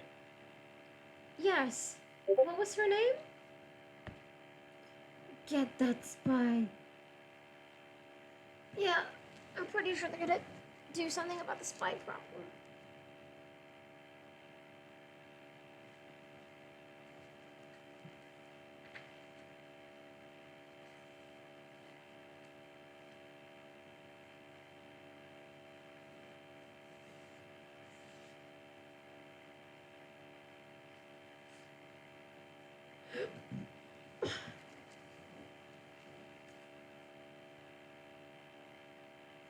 So anyway, started blasting. Yep. And that's how it be with Hatsumomo. Anyway, yeah. Yes. What was her name again? Yeah, Wit. Yes. What was her name again? Hatsumomo was saying. Sayuko, said one of the men. Not Sayuko, Sayuri, said another. I think that's the one, Hatsumomo said. But really, it's too embarrassing for her. I mustn't tell you. She seems like a nice girl. I didn't get much of an impression, one man said, but she's very pretty.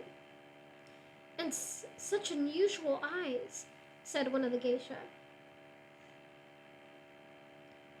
You know what I heard a man say about her eyes the other day?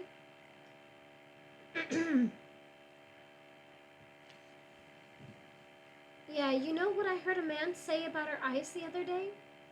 Hatsumomo said. He told me they were the color of smashed worms.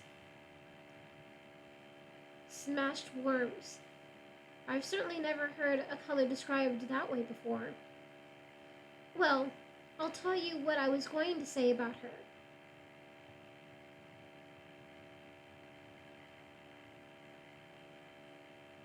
Hatsumomo went on. But you must promise not to repeat it. She has some sort of disease, and her bosoms look like an old lady's, all droopy and wrinkled. Really, it's dreadful. I saw her in the bathhouse once.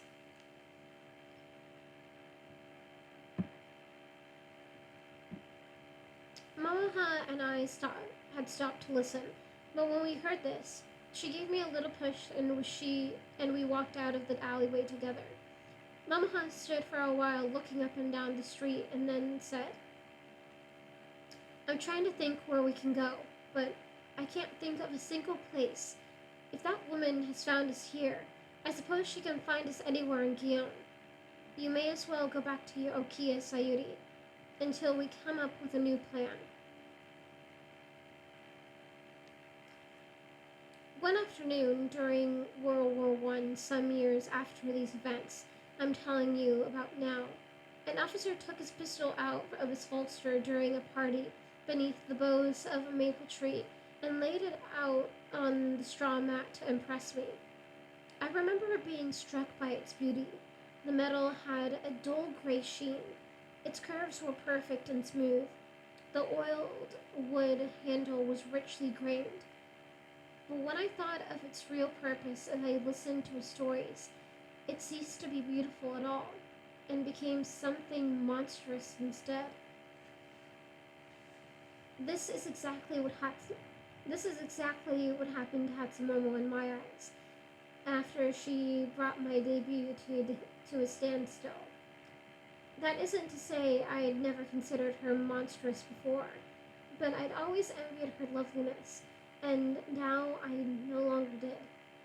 While I ought to have been attending banquets every night and 10 or 15 parties besides, I was forced instead to sit in the Okiya, practicing dance and shamisen, just as though nothing in my life had changed from the year before. When Hatsumomo walked past me down the corridor in her full regalia, with her white makeup glowing above uh, her dark robe, just like the moon in a hazy night sky. I'm sure even a blind man would have found her beautiful. And yet, I felt nothing but hatred and felt my pulse hissing in my ears. I was summoned to Mama's apartment several times in the next few days. Each time, I hoped she was going to say she'd found a way around Hatsumomo, but she only wanted me to make but she only wanted me to run errands she couldn't entrust her maid. Yeah, she only wanted me to run errands she couldn't entrust to her maid. One afternoon, I asked if she had any idea what would become of me. I'm afraid you're in exile, Sayuri-san, for the moment, she replied. I hope you feel more determined than ever to destroy that wicked woman. But until I've thought of a plan, it will do you no good to follow me around Gion. Of course, Mama Hassan, yeah, of course, I was disappointed to hear it. But Mamaha was quite right. Hatsumomo's ridicule would do me such harm in the ways of men, and even in the eyes of women in Gion, that I would be better off staying at home.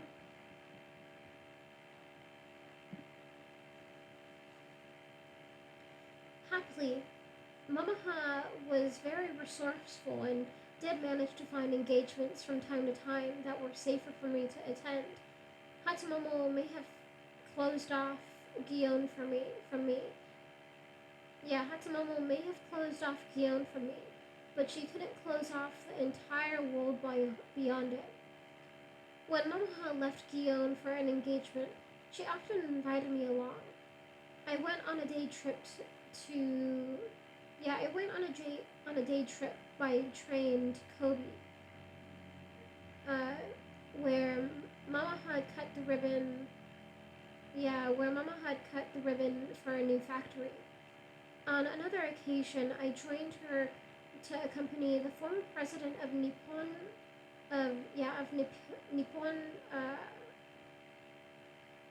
Telephone and Telegraph on a tour of Kyoto by limousine. This tour made quite an impression on me, for it was my first time seeing the vast city of Kyoto that lay beyond the bounds of our little Gion, not to mention my first time riding in a car. I never really understood how desperately some people lived during these years, until we drove along the river south of the city and saw dirty women nursing their babies under the trees along the railroad tracks, and men squatting in tattered straw sandals among the weeds. I won't pretend poor people never came to Gion, but we rarely saw anyone like these starving peasants, too poor even to bathe. I could never have imagined that I, a slave terrorized by Hatsumomo's wickedness, had lived a relatively fortunate life through the Great Depression. But that day, I realized it was true.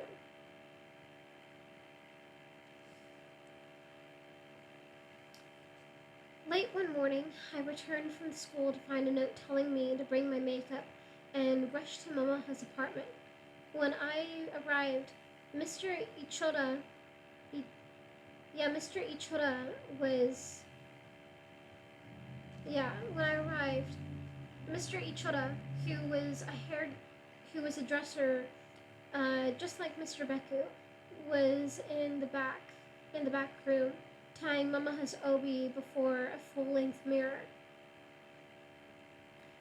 Hurry up and put on your makeup, Mama said to me. I've laid a kimono out for you in the other room. Mama's apartment was enormous by the standards of Gion. In addition to her main room, which measured 6 tatami mats in area, she had 2 other smaller rooms, a dressing room that doubled as a maid's room, and a room in which she slept. There, in her bedroom, was a freshly made futon, with a complete kimono ensemble on top of it that her maid laid out for me. I was puzzled by the futon.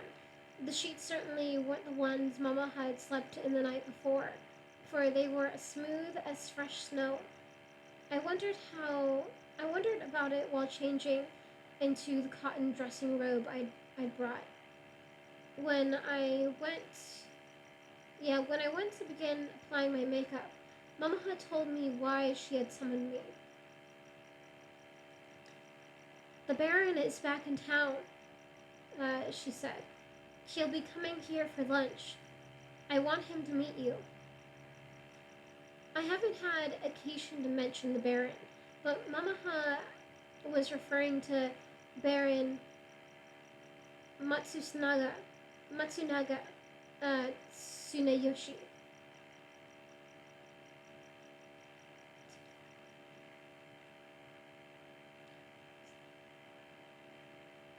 Yeah, but Mamaha was referring to Baron Matsunaga Tsuneyoshi, her Danna. We haven't done Baron. We don't have barons or counts in Japan any longer, but we did before World War II. And Baron Matsunaga was certainly among the wealthiest. His family controlled one of Japan's large banks and was very influential in finance.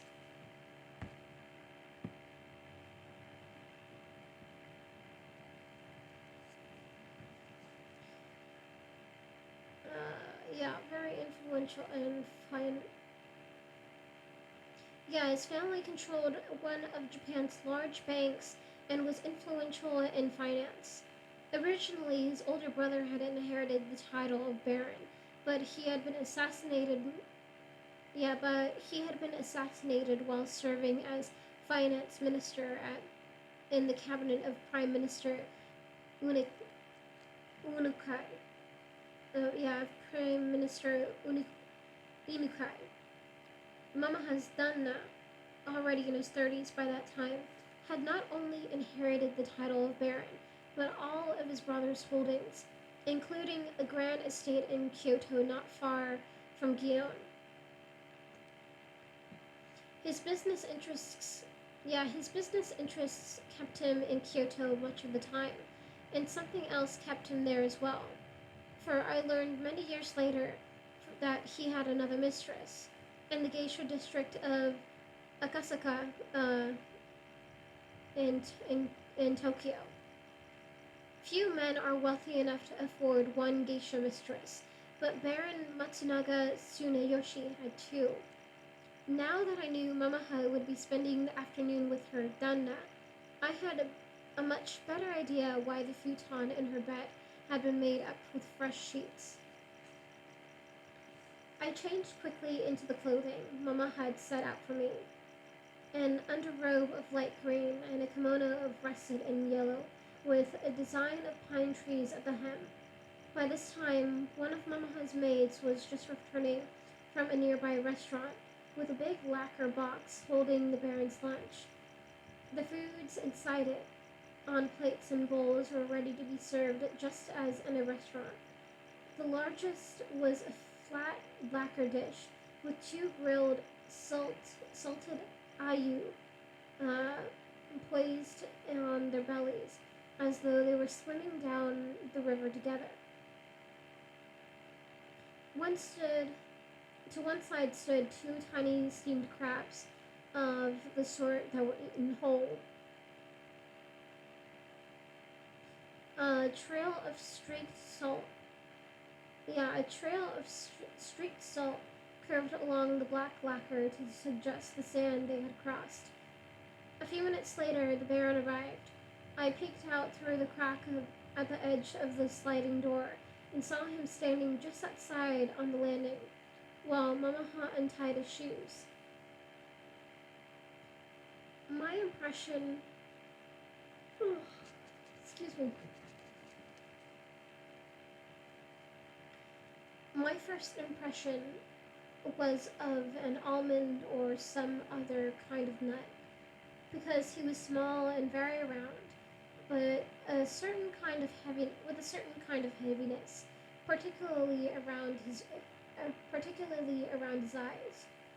Beards were very fashionable at that time, and the Baron wore a number of long, soft hairs on his face that I'm sure were supposed to resemble a beard, but looked to me more like a sort of garnish, or like the thin strips of seaweed that are sometimes sprinkled onto a bowl of rice.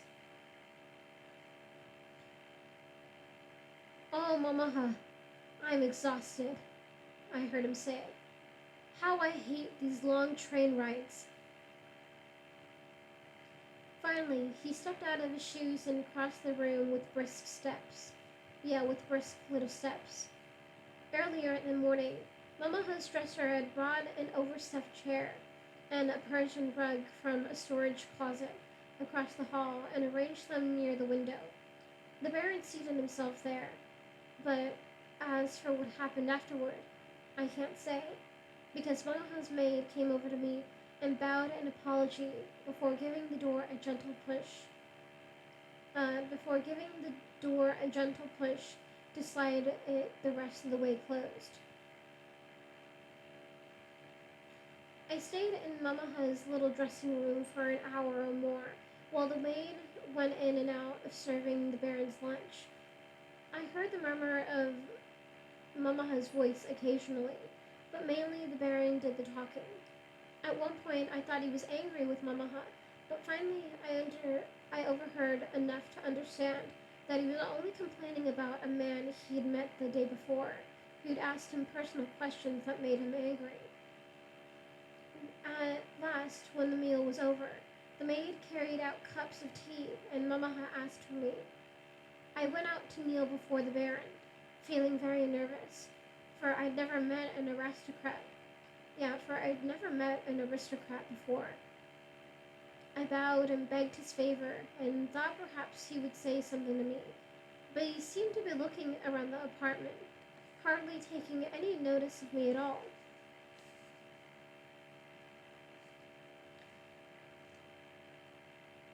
Mamaha, he said, what happened to that scroll you used to have in the alcove? It was an ink paint.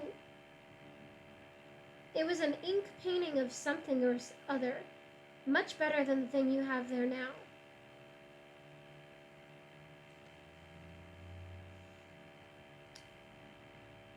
The scroll there now, Baron, is a poem of. Yep, rude. Very, very rude.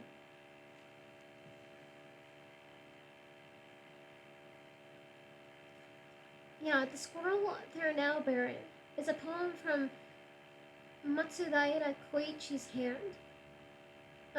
Yeah, is a poem from Matsudaira Koichi's own hand.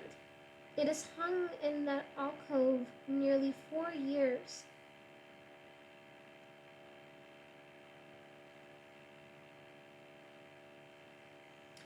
"4 years? Wasn't the ink painting there when I came last month?" It wasn't. But in any case, the Baron hasn't honored me with a visit in nearly 3 months. No wonder I'm feeling so exhausted. I'm always saying I ought to spend more time in Kyoto, but, well, one thing leads to another. Let's have a look at that scroll I'm talking about. I can't believe it's been 4 years since I've seen it. Mama Hum summoned her maid and asked her to bring the scroll from the closet. I was given the job of unrolling it. My hands were trembling so much that it slipped from my grasp when I held it up for the Baron to have a look. "Careful, girl," he said. I was so embarrassed that even after I had bowed and apologized, I couldn't help glancing at the Baron again and again to see if he seemed angry with me.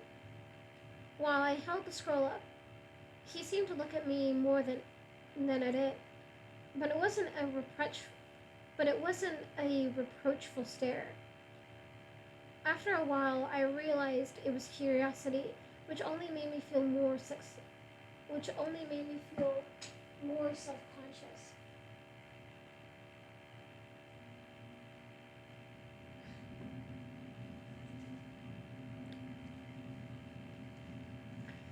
"This scroll is much more attractive than the one you have in the alcove now, Mamaha," he said.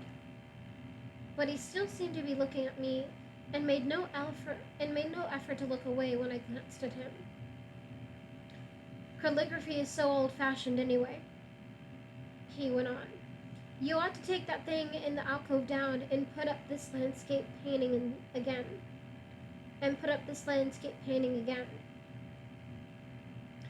Mama had no choice but to do so as the Baron suggested. She even managed to look as if she thought it was a fine idea. When the maid and I finished hanging the painting and rolled up the other scroll, Mama had called me over to pour tea for the Baron. To look at us from above, we formed a little triangle, Mamaha, the Baron, and me. But of course, Mamaha and the Baron did all the talking. As for me, I did nothing more usual than to kneel there, feeling as much out of my element as a pigeon in the nest of falcons. To think I'd ever imagined myself worthy of entertaining the sorts of men Mamaha entertained, not only grand aristocrats like the Baron, but the chairman as well. Even the theater director from several nights earlier. He'd hardly so much as glanced at me. I won't say I'd felt worthy of the Baron's company earlier, but now I couldn't help realizing once again that I was nothing more than an ignorant girl from a fishing village. Hatsumomo, if she had her way, would keep me down so low every man who visited Dion would remain forever out of my reach.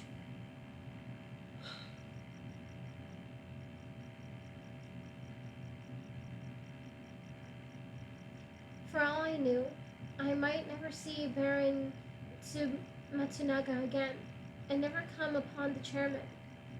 Wasn't it possible Mamaha would realize the hopelessness of my cause and leave me to languish in the Okia, like a little worn kimono that had seemed so lovely in the shop?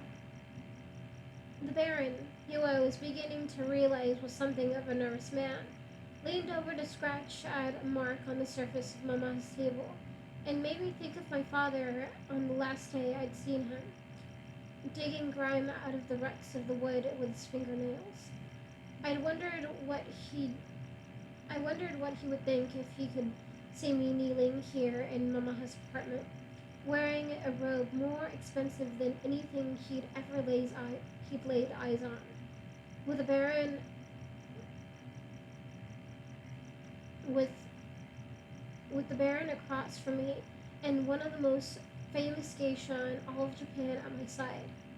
I was hardly worthy of these surroundings, and then I became aware of all the magnificent silk wrappings around my body, and had the feeling I might drown in beauty. At that moment, beauty itself struck me as a kind of painful melancholy. And that is the end of that chapter. Yeah. Yep. And I'll read another one, because what the heck. It's not that long. Okay.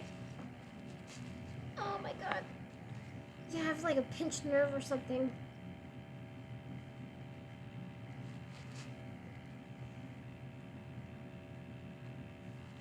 Okay. Chapter 16. Chapter 16.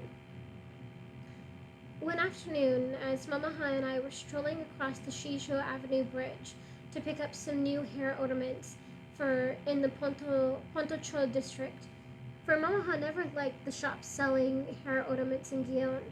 She came to a stop suddenly. An old tugboat was puffing its way beneath the bridge. I thought Mamaha was just concerned about the black fumes, but after a moment, she turned to me with an expression I couldn't quite understand. "What is it, Mamaha-san?" I asked. I may as well tell you, because you'll only hear it from someone else, she said. Your little friend Pumpkin has just won the Apprentice's Award. It's expected, yeah, it's expected she'll win it a second time as well. Mamaha was referring to an award for the apprentice who'd earned the most during the previous month. It may seem strange that such a award existed, but there's a very good reason. Encouraging apprentices to earn as much as possible helps them shape into the sort of geisha who will be most appreciated in Gion. That is to say, the ones who will earn a lot, not only for themselves, but for everyone else too.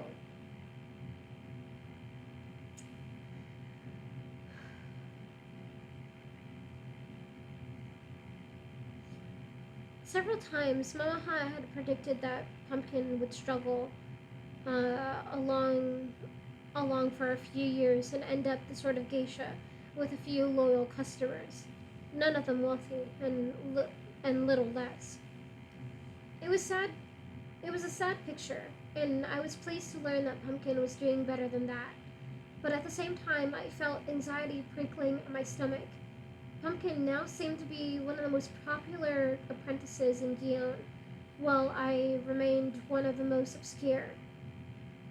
When I began to wonder what it might mean for my future, the world around me honestly seemed to grow dark. The most astonishing thing about Pumpkin's success, as I stood there on the bridge thinking about it, was that she had managed to surpass an exquisite young girl named Raiha, who'd won the award the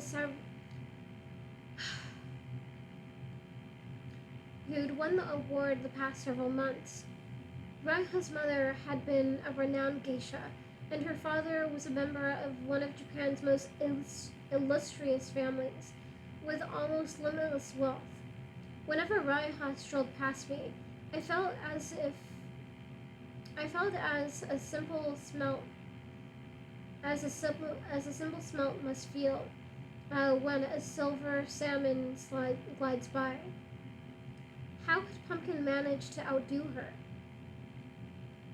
Hatsumomo had certainly pushed her from the very day of her debut, but sorry.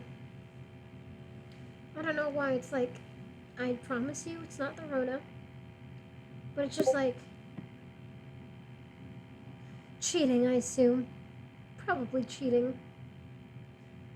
But yeah, I feel like, and I'm not sick or anything, but I feel like my chest is like tightening up, you know? Maybe it's because I suggested that we play Phasmophobia after I read, and now I'm just like, oh my god, it's almost time. So I'm just like, maybe you should just play Minecraft for me instead. I would like that too. But yeah. Minecraft. I know, Minecraft. Okay. Now I'm breathing a little easier now. Jesus. I'm such a scaredy cat. Anyway. Wait, let me just at least drink some more water.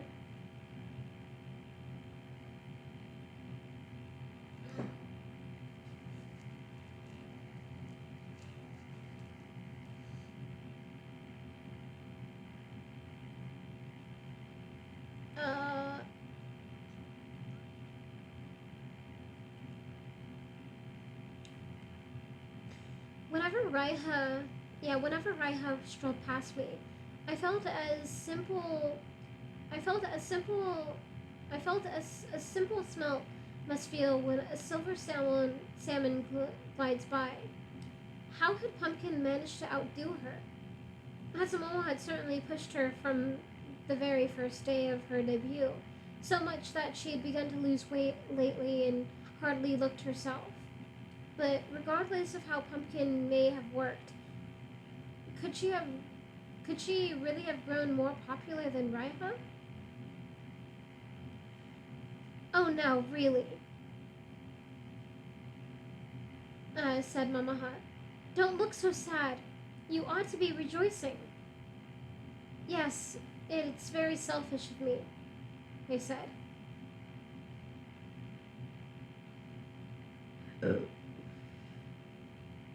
Excuse me. That isn't what I mean. Hatsumomo and Pumpkin will both pay dearly for this apprentice's award. In 5 years, no one will remember who Pumpkin was. It seems to me, I said, that everyone will remember her as the girl who yeah. It seems to me, I said, that everyone will remember her as the girl who surpassed Raiha. No one has surpassed Raiha. Pumpkin may have earned the most money last month, but Raiha is still the most popular apprentice in Gion. Come, I'll explain. Mamaha led me to a tea room in Potocho district and sat me down. In Gion, Mamaha said, a very popular geisha could always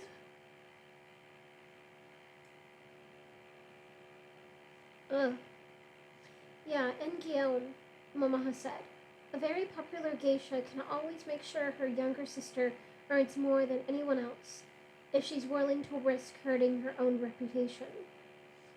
The reason has to do with the way ohana, flower fees, are billed.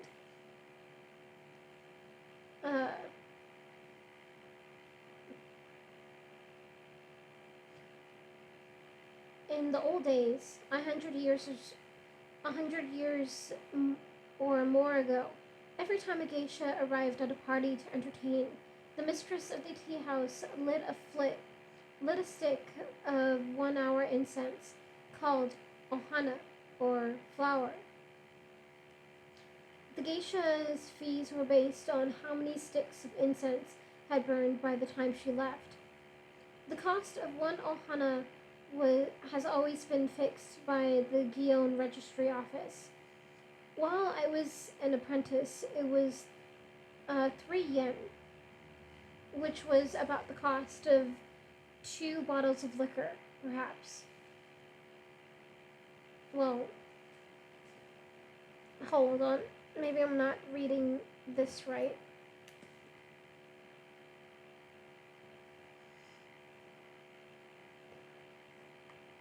Yen.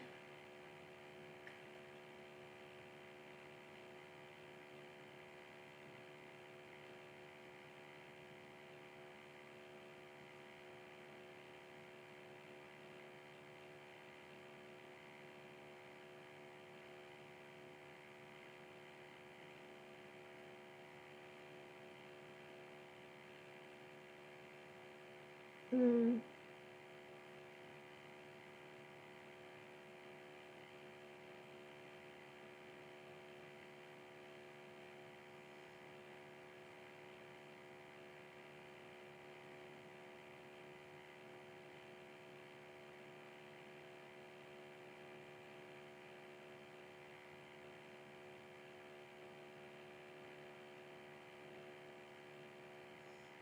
Hold on.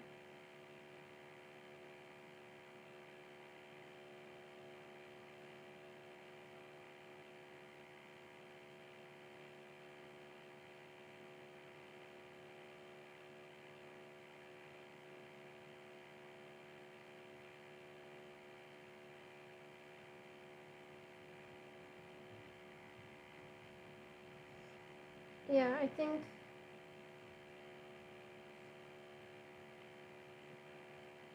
Well, I think back in those days, yeah, it would have been. Yeah, I'm just gonna say 3 yen. Because it's literally the yen sign and then 3. So I think would be 3 yen. Okay. Oh man.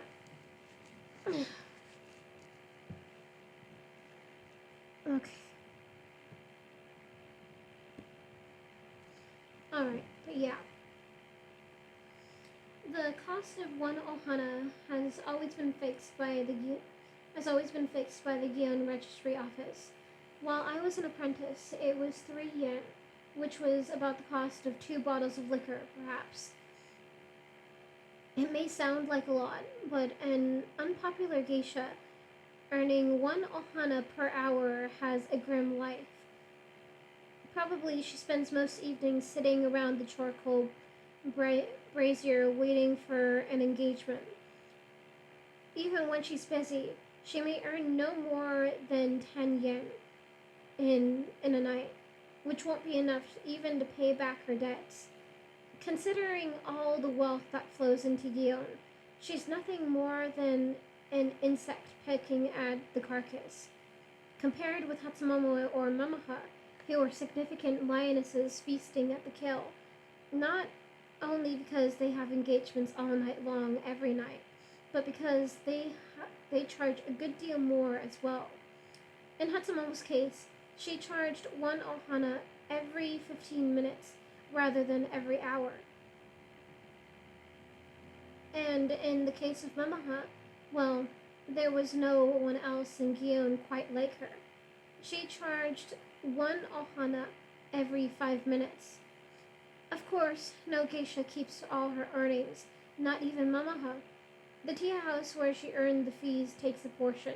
Then a much smaller portion goes to the Geisha Association, and a portion to her dresser, and right on down the line, including a fee she might pay to Onokiya in exchange for keeping her account books and tracking her engagements. She probably keeps only a little more than half of what she earns. Still, it's an enormous sum when compared with the livelihood of an unpopular geisha, who every day sinks deeper and deeper into a pit. Here's how a geisha like Hatsumomo can make her younger sister seem more successful than she really is. To begin with, a popular geisha in Gion is welcome at nearly any party, and will drop in on any one of them for only 5 minutes. Her customers will be happy to pay the fees, even though she's only saying hello. They know that the next time they visit Gion, she'll probably join them at the table for a while to give them the pleasure of her company. An apprentice, on the other hand, can't possibly get away with such behavior. Her role is to build relationships. Until she becomes a full-fledged geisha at the age of 18, she doesn't consider flitting from party to party. Instead, she stays for an hour or more, and only then telephones her okiya to ask her older sister's whereabouts, so she can go to another tea house and be introduced by a new round of guests.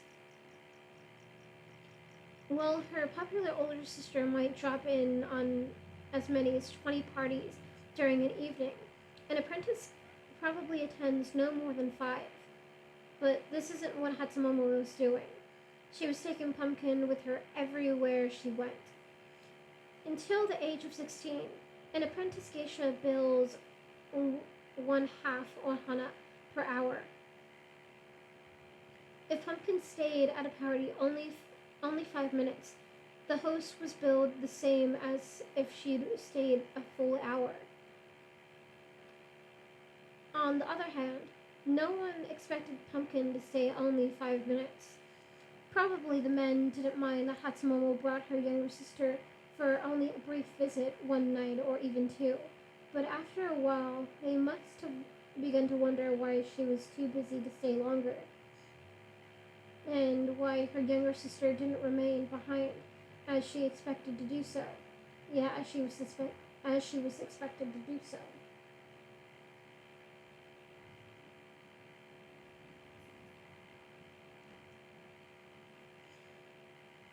Pumpkin's earnings may have been high, you see, perhaps as high as 3 or 4 ohana every hour, but she was certain but she was certain to pay for it with her reputation, and so was Hatsumomo. Hatsumomo's behavior only shows how desperate she is, Mamaha concluded. She'll do anything to make Pumpkin look good. And you know why, don't you? I'm not sure, Mamaha-san. She wants Pumpkin to look good for Mrs. Nita. She wants Pumpkin to look good so Mrs. Nita will adopt her. If Pumpkin is made the daughter of the Okiya, her future is assured, and so is Hatsumomo's. After all, Hatsumomo is Pumpkin's sister. Mrs. Nita certainly wouldn't throw her out. Do you understand what I'm saying? If Pumpkin is adopted, you'll never be free of Hatsumomo, unless it's you who is thrown out. I felt as if the waves of the ocean must feel when clouds have blocked the warmth of the sun.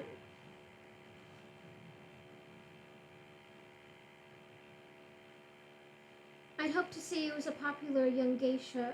I'd hoped to see you. I'd hoped to see you as a popular young apprentice before long, Mamaha went on. But Hatsumomo certainly has gotten in our way. Yes, she has. Well, at least you're learning how to entertain men properly. You're lucky to have met the Baron. I may not have found a way around Hatsumomo yet, but to tell the truth, and here she stopped herself. Ma'am? I said. Oh, never mind, Sayuri.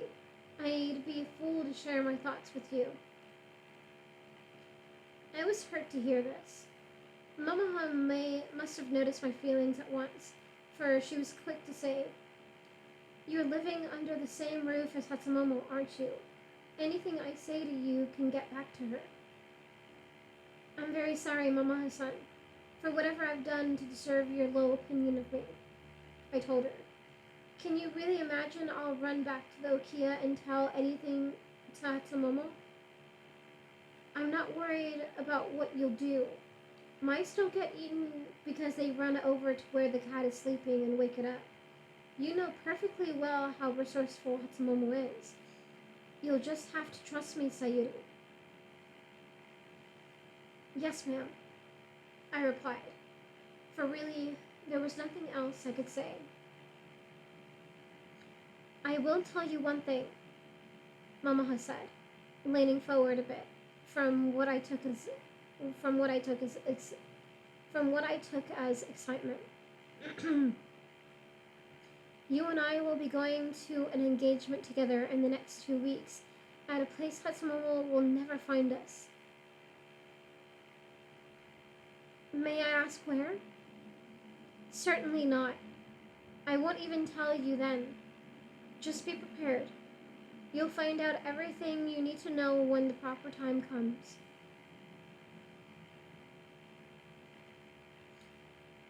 When I returned to the Okiya that afternoon, I hid myself upstairs to look through my almanac.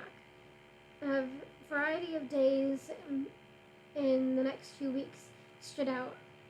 One was the coming Wednesday, which was a favorable day.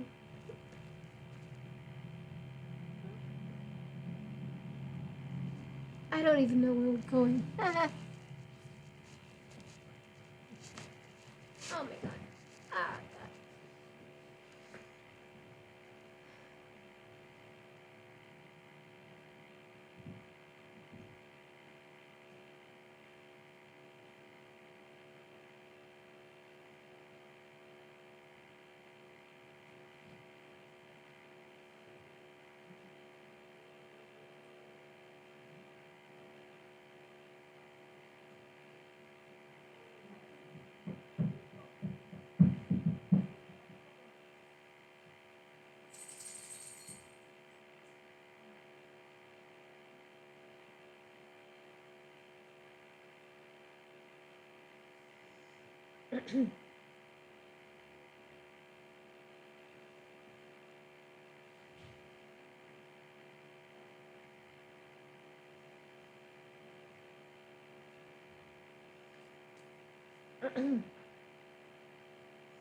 Yeah.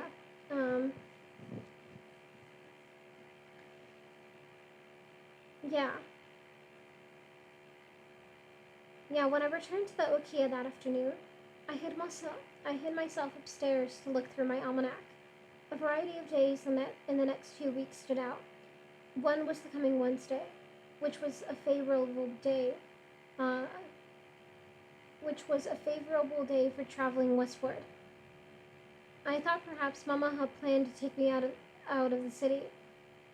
Another of the following another on another was the following Monday, which also happened to be Tai Taian,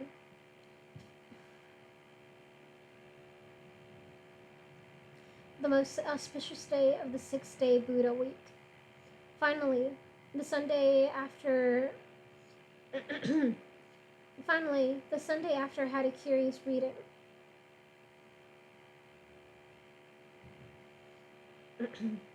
A balance of good and bad can open the door to destiny. This one sounded the most intriguing of all.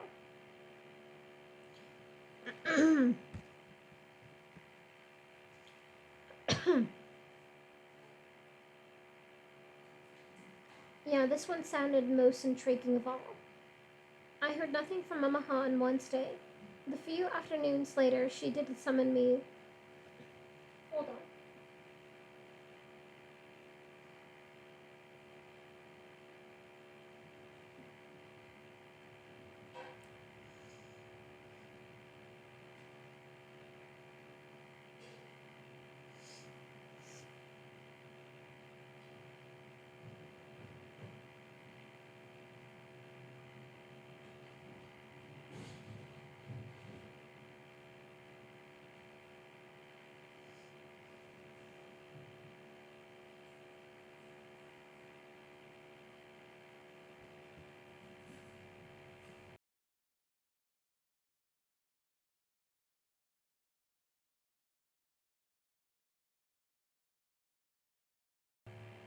Okay.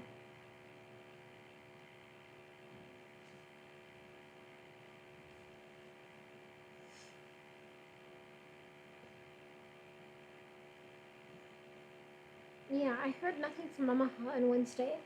A few afternoons later, she did summon me to her apartment on the day my almanac said was unfavorable, but only to discuss a change in my tea ceremony class at school.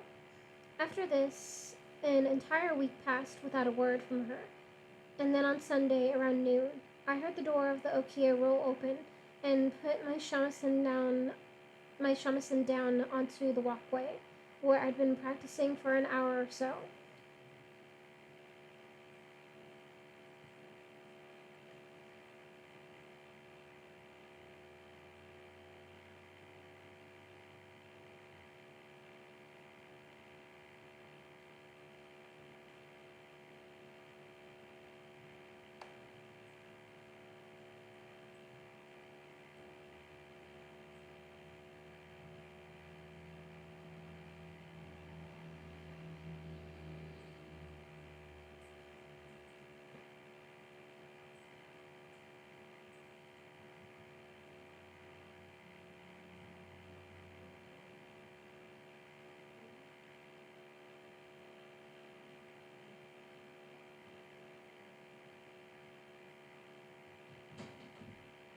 Okay, sorry, I got distracted.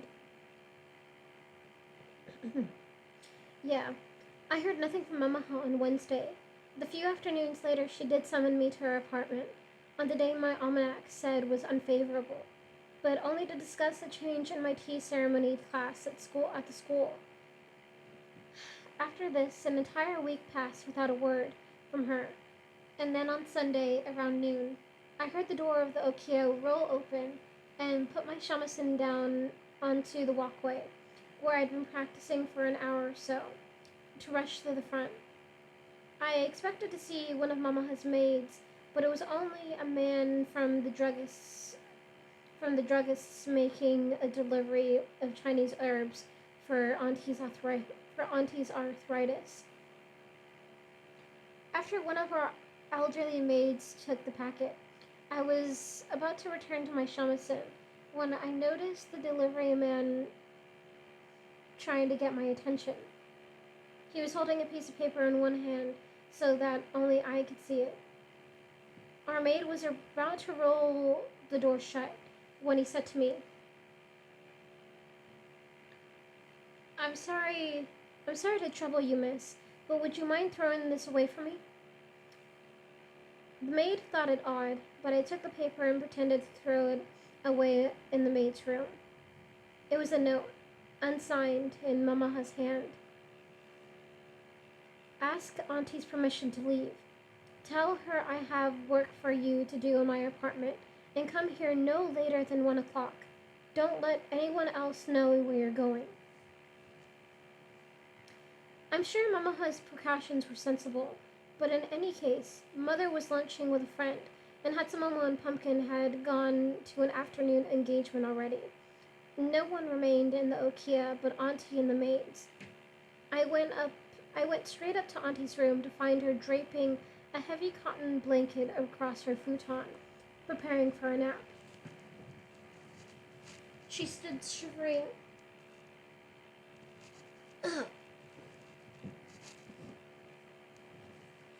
She stood shivering in her sleeping robe while I spoke to her.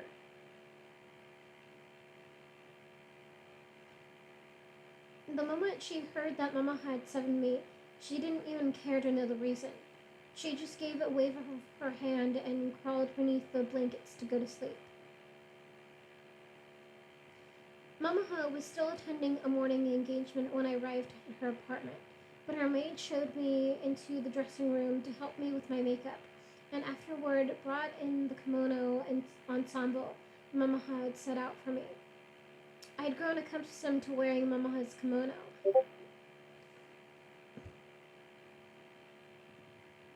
What do you want? It's my bedtime. Yeah, basically.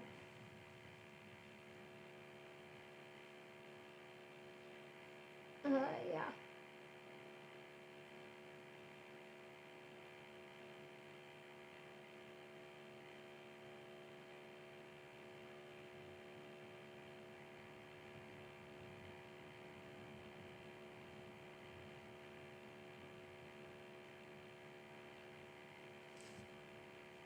Hold on.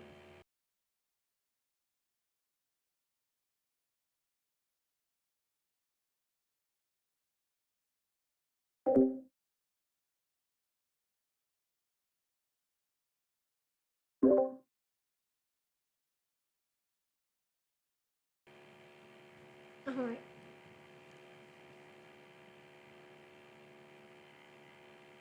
Uh,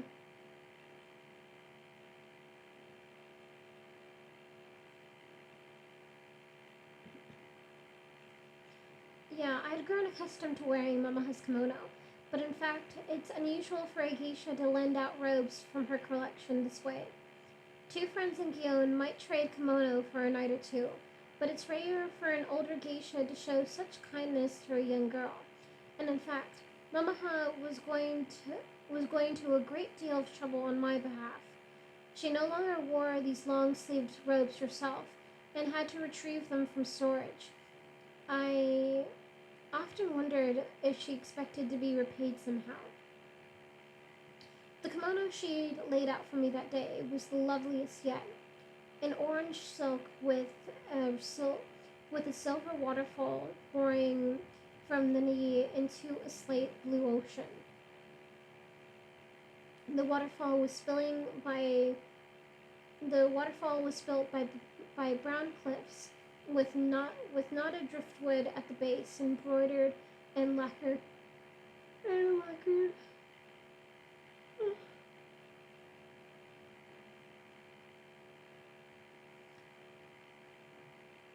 Yeah, the waterfall was.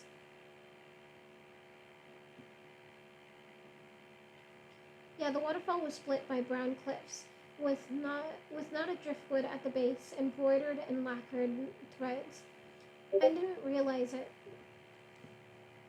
by wiping that stupid face off of. Yep. basically.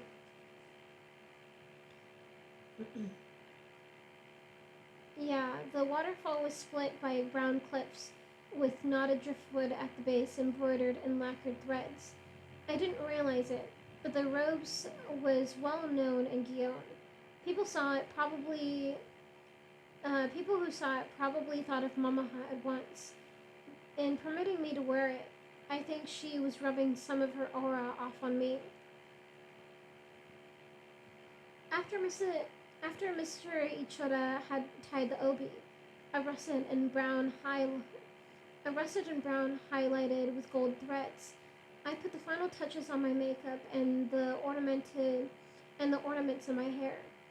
I tucked the chairman's handkerchief, which I had brought from the Okia as I often did, inside my obi, and stood before the mirror, gaping at myself.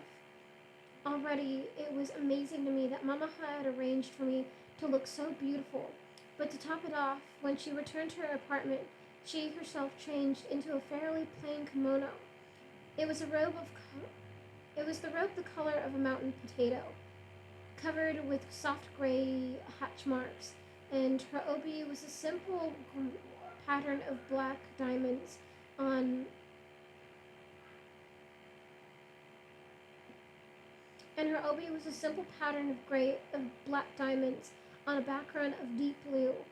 She had the understated brilliance of a pearl, as she always did. But when we walked down the street together, the women who bowed at Mamaha were looking at me. From the Gion Shrine, we rode north in a rickshaw for a half hour into a section of Kyoto I had never seen. Along the way, Mamaha told me we would be attending a sumo exhibition as the guests of the Iwamura Iwamura Ken, the founder of Iwamura Electric in Osaka, which incidentally was the manufacturer of the heater. Incidentally,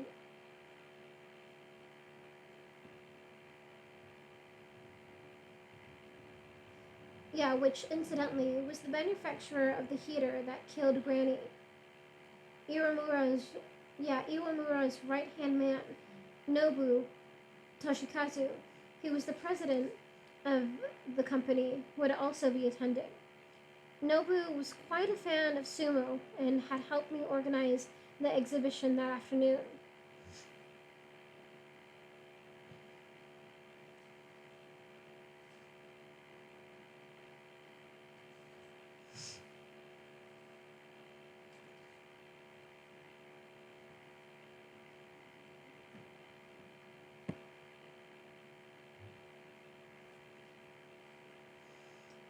I should tell you, she said to me, that Nobu a particularly is particularly is particular looking. You'll make a great impression on him by behaving well when you meet him. After she said this, she gave me a look as if to say she would be terribly disappointed in me if I didn't. As for Hatsumomo, we wouldn't have to worry about her. Tickets to the exhibition had been sold out for weeks before.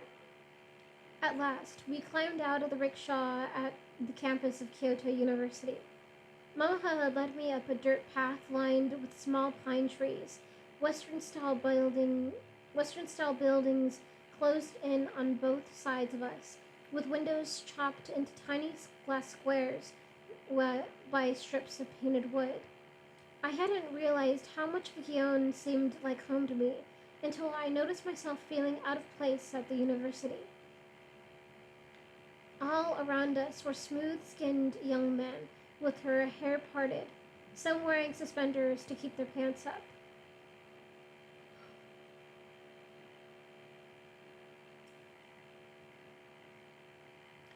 They seemed to find Mamaha and me so exotic that they stopped to watch as we passed. They seemed to find Mamaha and me so exotic that they stopped to watch as we strolled past, and even made jokes to one another. Soon we passed through an iron gate with a crowd of older men and a number of women, including quite a few, including quite a few geisha. Kyoto had few places a sumo exhibition could be held indoors, and one was Kyoto University's old exhibition hall. The building no longer stands today, but at the time it fit with the Western structures around it, like a shriveled old man in kimono fits with a group of businessmen. It was a big box of a building, with a roof that didn't seem quite substantial enough, but made me think of a lid fitted onto the wrong pot. The huge doors on one side were so badly warped they bulged against the iron rods fastened across them. Its ruggedness reminded me so much of my tipsy house that I felt sad for a moment. As I made my way up the stone steps into the building, I spotted two geishas strolling across the gravel courtyard and bowed to them. They nodded to me in return and one said something to the other. I thought this very odd until I looked at them more closely, and my heart sank. It was one of the women was Hatsumomo's friend, Corinne. I gave her another bow, now that I recognized her, and did my best to smile. The moment they looked away, I whispered to Mamaha, "Mamaha-san, I've just seen a friend of Hatsumomo's." I didn't know Hatsumomo had any friends. "It's Corinne. She's over there. Or at least she was a moment ago with another geisha." "I know Corinne. Why are you so worried about her? What can she possibly do?" I didn't have an answer to this, but if Mamaha wasn't concerned, I could think of no reason why I ought to be. My first impression upon entering the exhibition hall was of enormous and... sorry, I need to adjust myself again. My back is hurting. Or my lower back.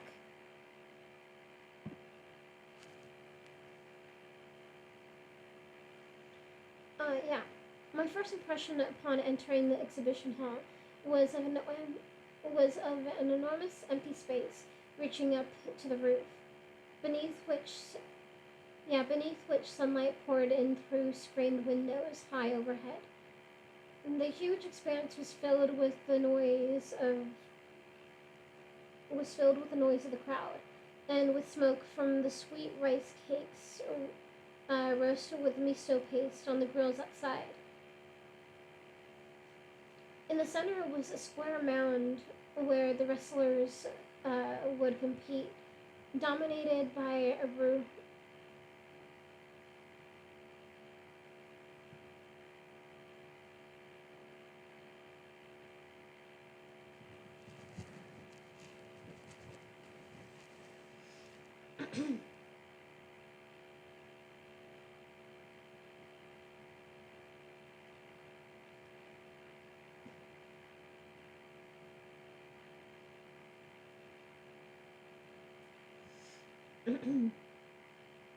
Sorry, I just got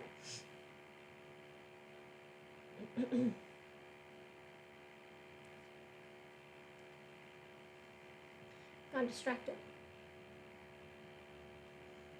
Yeah.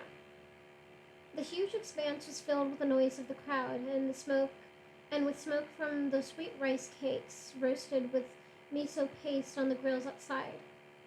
In the center was a square mound where the wrestlers would compete, dominated by a roof in style of a Shinto shrine. A priest walked around on it, chanting blessings and shaking a sacred wand adorned with folded paper strips.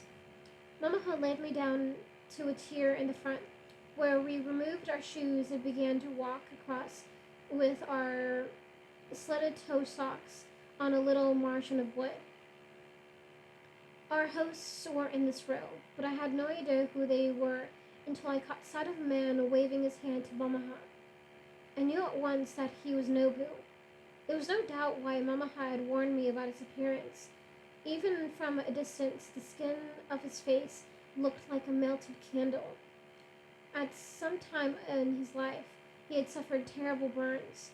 His whole appearance was so tragic looking. I couldn't imagine the agony he must have endured. Already I was feeling strange from running into Korin. Now I began to worry that when I met Nobu, I might make a fool of myself without quite understanding why. As I went as I walked alongside Mamaha, I focused my attention not on Nobu, but on a very elegant man seated beside him on the same tatami mat, wearing a pinstripe men's kimono. From the moment I set eyes on this man, I felt a strange stillness settling over me.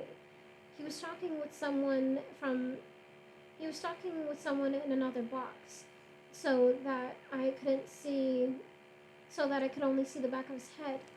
But he was so familiar to me that for a moment I could make no sense of what I saw. All I knew was that he was out of place there in the exhibition hall. Before I could even think why, I saw an image in my mind of him turning around toward me on the streets of our little village. And then I realized it was Mr. Tanaka. He changed in some way I couldn't have described. I watched him reach up to smooth his gray hair and was struck by the graceful hold on. Yeah, he changed in some way I couldn't have described.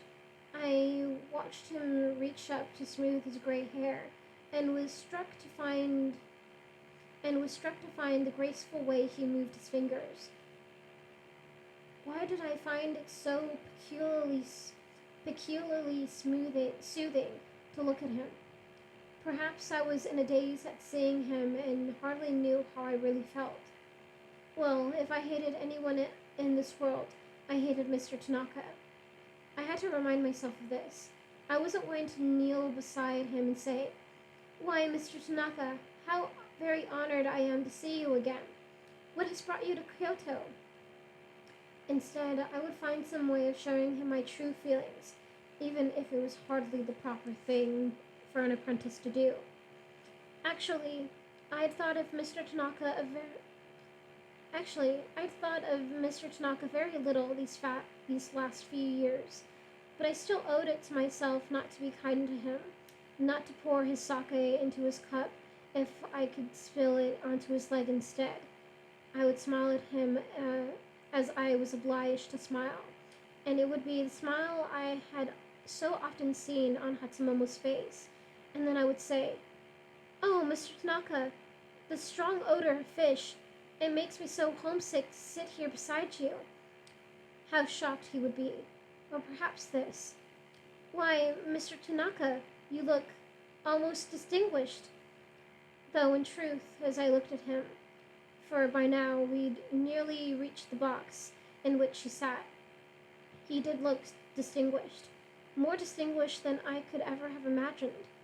Mamaha was just arriving, lowering herself to her knees to bow, when he turned his head, and for the first time I saw his broad face and the sharpness of his cheekbones, and most of all, his eyelids folded so tightly in the corners, and so smooth and flat, and suddenly everything around me seemed to grow quiet, as if he were the wind that blew and I were just a cloud carried upon it. He was familiar, certainly, more familiar in some ways than my own image in the mirror, but it wasn't Mr. Tanaka at all. It was the chairman. And that is the end of that chapter.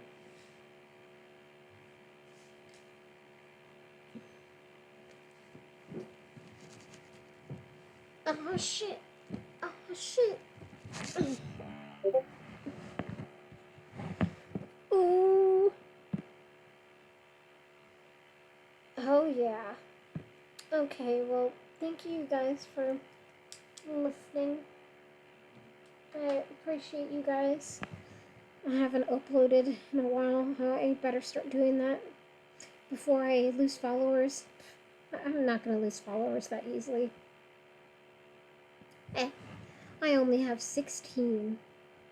Anyway, I will see you guys in the next reading. Bye-bye.